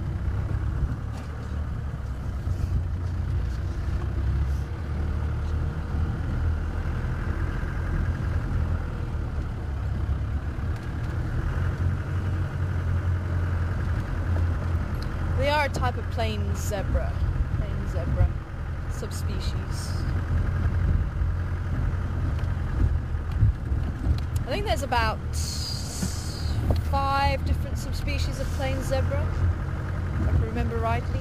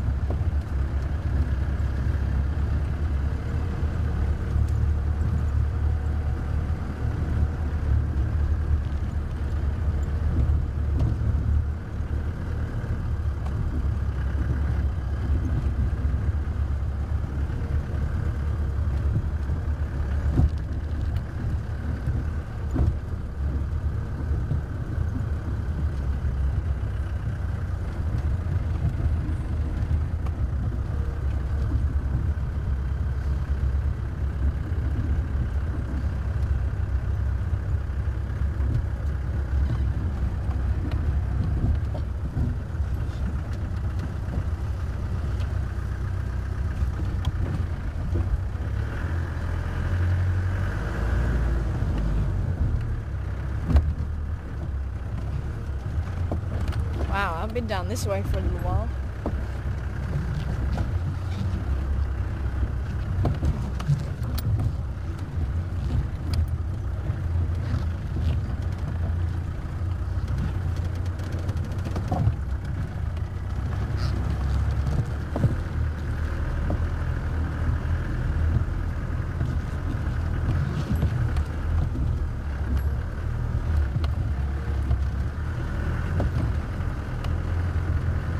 Oh, banded groundling. Banded groundling. The dragonflies earlier on RC.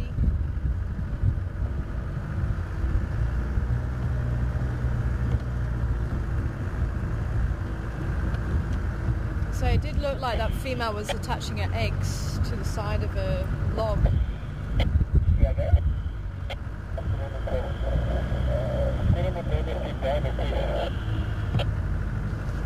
Let's get off the fire break.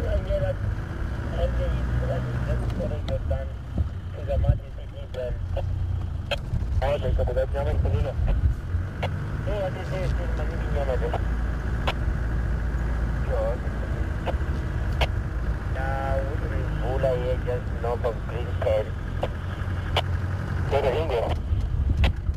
Amvola. Sure, he thought it was a bull this morning. He went into KFC. They're close to Pakistan. Maybe it was that quarter. So the cook, Jordaan, he's on the first side. That's the bull. Go on. Come in.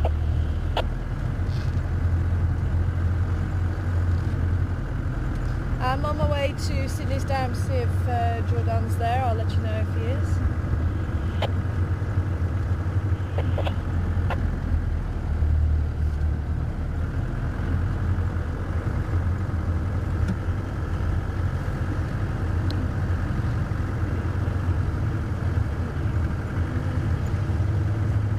Oh wow. Try and get to the top of the ridge if we can.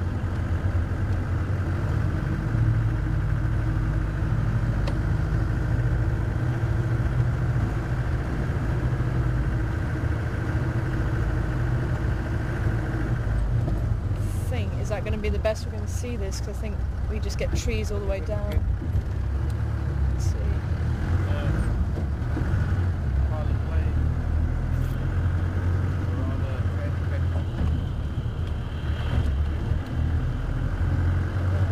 I'm going to see past the trees. Just looks stunning with the sun just off to the side.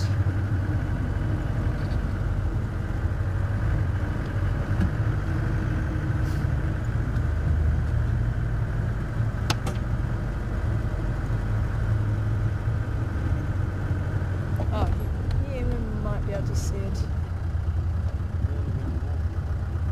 there. Oh wow. Wow. Look at that.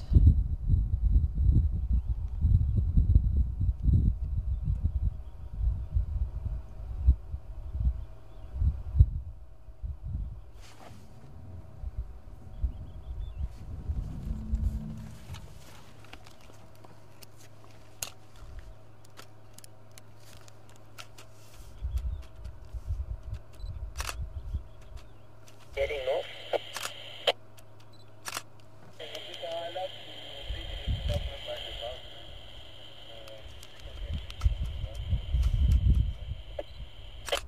Yeah, what's your log number? Oh, beautiful.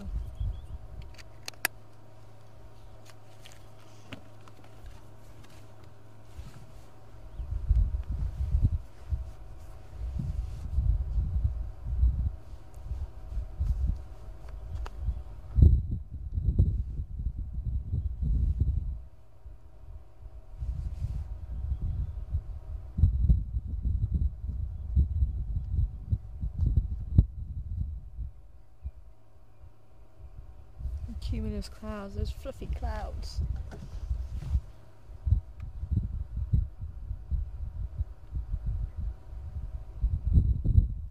Always good for a beautiful sunset.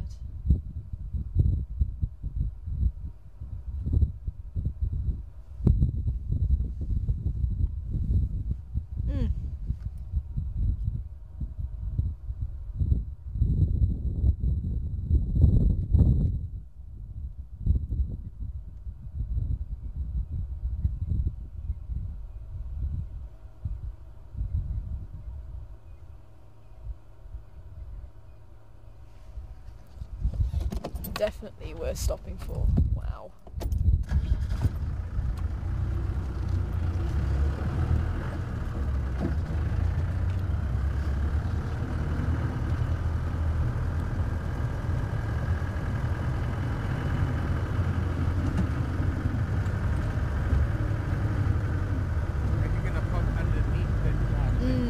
Yeah, I definitely want to keep an eye on it. Hopefully we're going to be in a good place to see it when it does go underneath. Beautiful.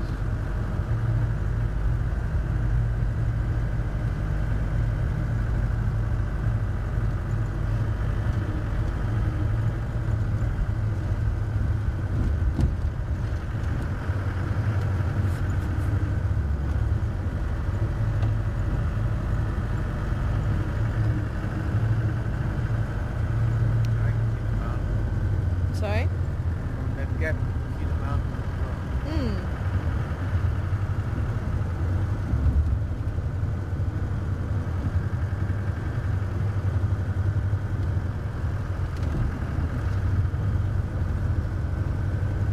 Just goes to show you don't know what you're going to see on our live safaris here at Juma.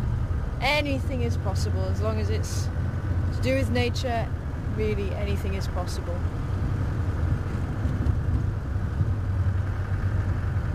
I think that's part of the magic.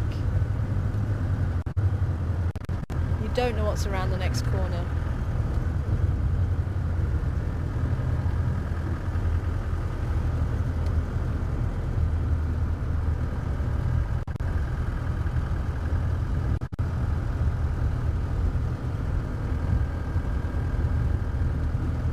We're a little bit low to see the mountains now.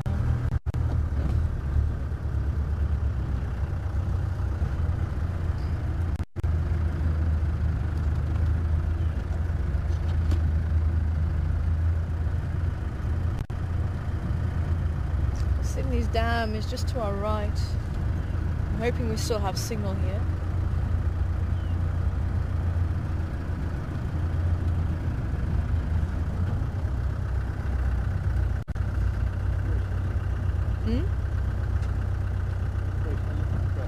Oh, we're going which way? Okay, elephant. We're going to take Sandy Patch down.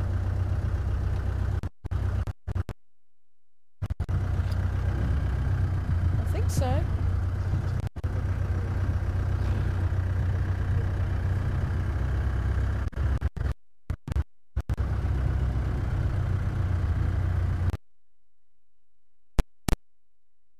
Dad?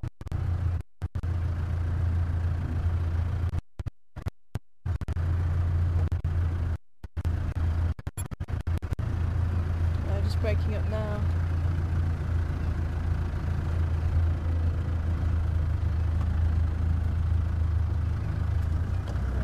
It was probably around here that Billy was sitting.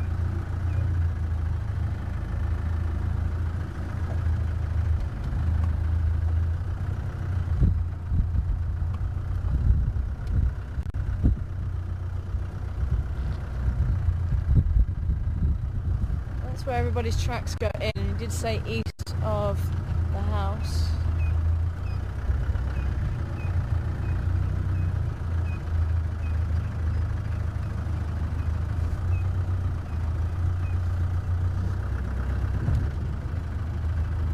Maybe he has made his way back to the carcass.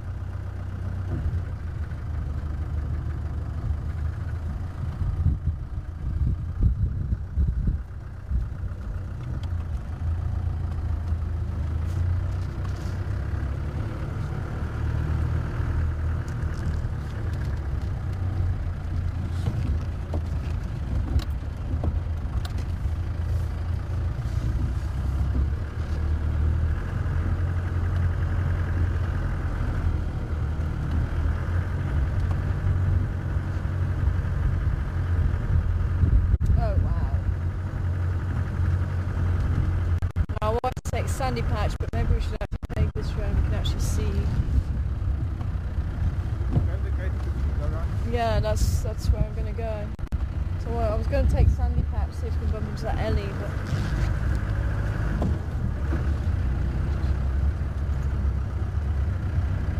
I think also if I was Yambili, I think there's a nice game trail just there that I would take. Yeah, it does. Wow. Oh wow. That dead tree where the sun is. Yep.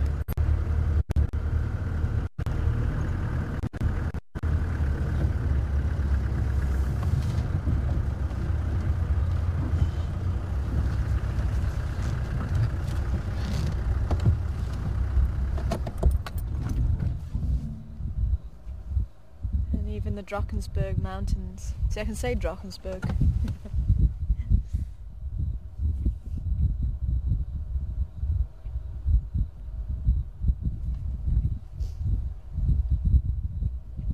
dragon mountains because they look like a sleeping dragon. Wow.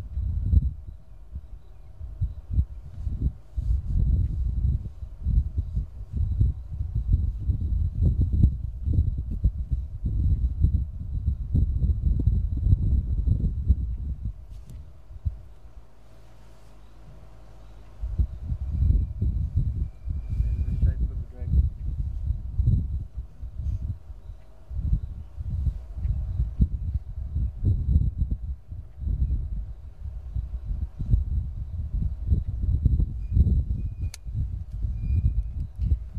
Which station at the Ingwe Bamba?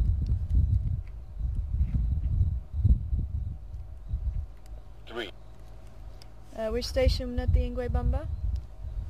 Okay, we need to head down there. Oops. Okay. I can see a vehicle down there.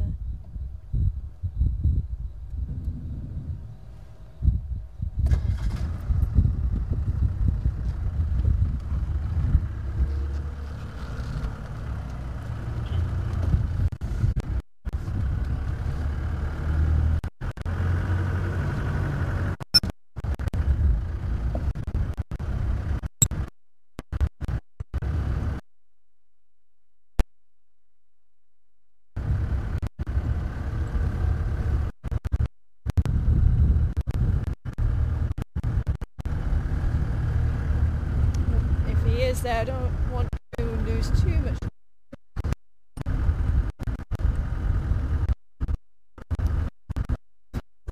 Another vehicle.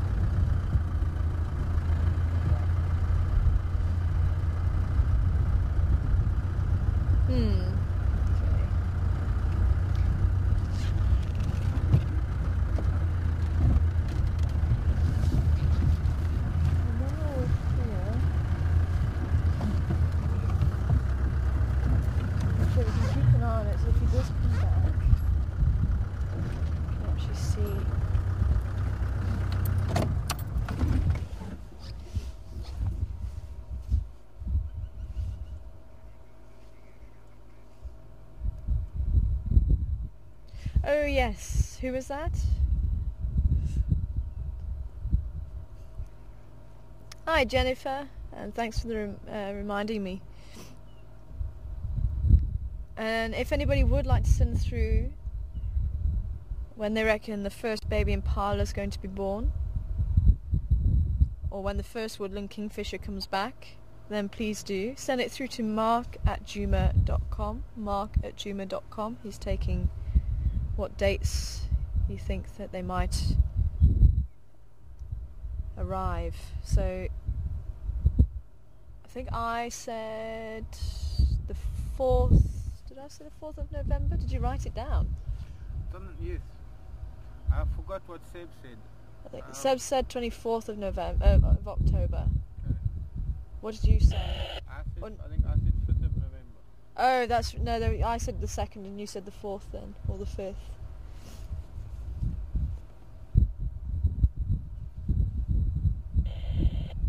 And we'll see if anybody comes back with the right answer.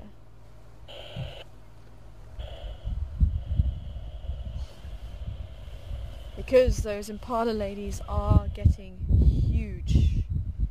They really are getting quite huge. Okay, I'm going to just try those two spots where we saw them this morning. Vultures have gone.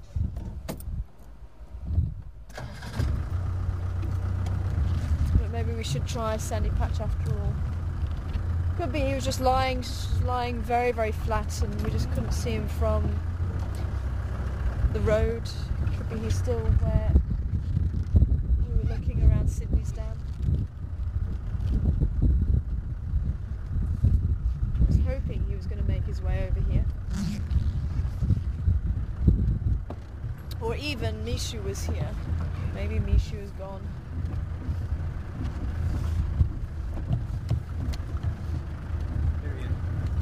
You see him? Is he on his way back? Hmm? Where he was this morning? Oh yes, I see. Ah, yes. I think, yeah, I'm just trying to work out where it's best to see him without scaring him off. There, can you see him? Nice. Sure you got eyes like a hawk today, eh? Very, very nice.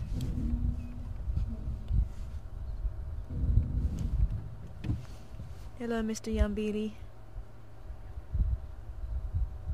Look at that heart. You can see immediately. It is so distinctive in between his eyes. Looking very grumpy.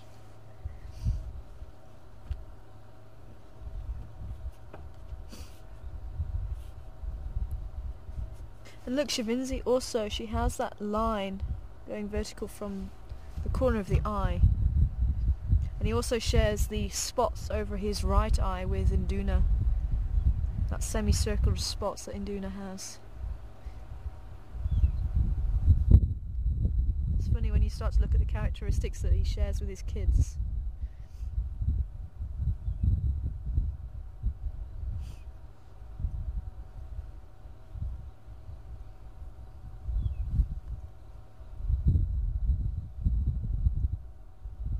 And look at that neck. He's got such a thick neck. And that's going to be the muscle that's built up over the years of actually dragging the carcass into a tree. The strength they have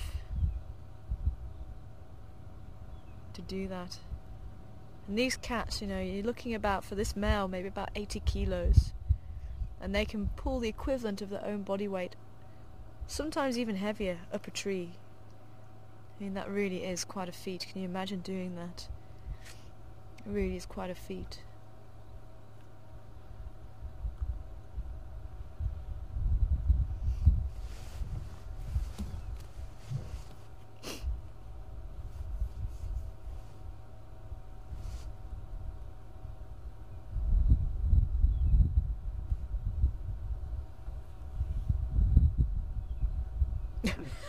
Still being irritated by flies.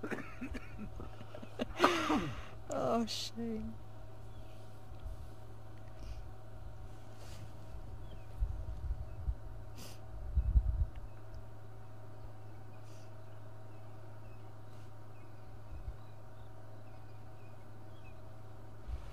Everyone, Sebastian here, sitting in final control. Hope you all enjoyed the drive. Very nice checklist from Tara, who is especially that fish eagle. She did very well today, and thank you for helping her out and sending answers. That's very nice. My turn tomorrow. Hope you'll be as good with me as you were with Tara today. And sure, I'll keep my eyes very open, and we're gonna try to get a lot of ideas tomorrow, guys. So join me at 6 o'clock Central African time tomorrow morning. Tara will be on camera. Mark will be where I'm sitting right now. And we'll try our best to get as many ideas as possible out there in Juma Game Reserve tomorrow morning and tomorrow afternoon. But for now, for myself and everyone, I wish you a good evening or a good day, depending on where you are in the world. And I'll speak to you tomorrow morning. Bye for now.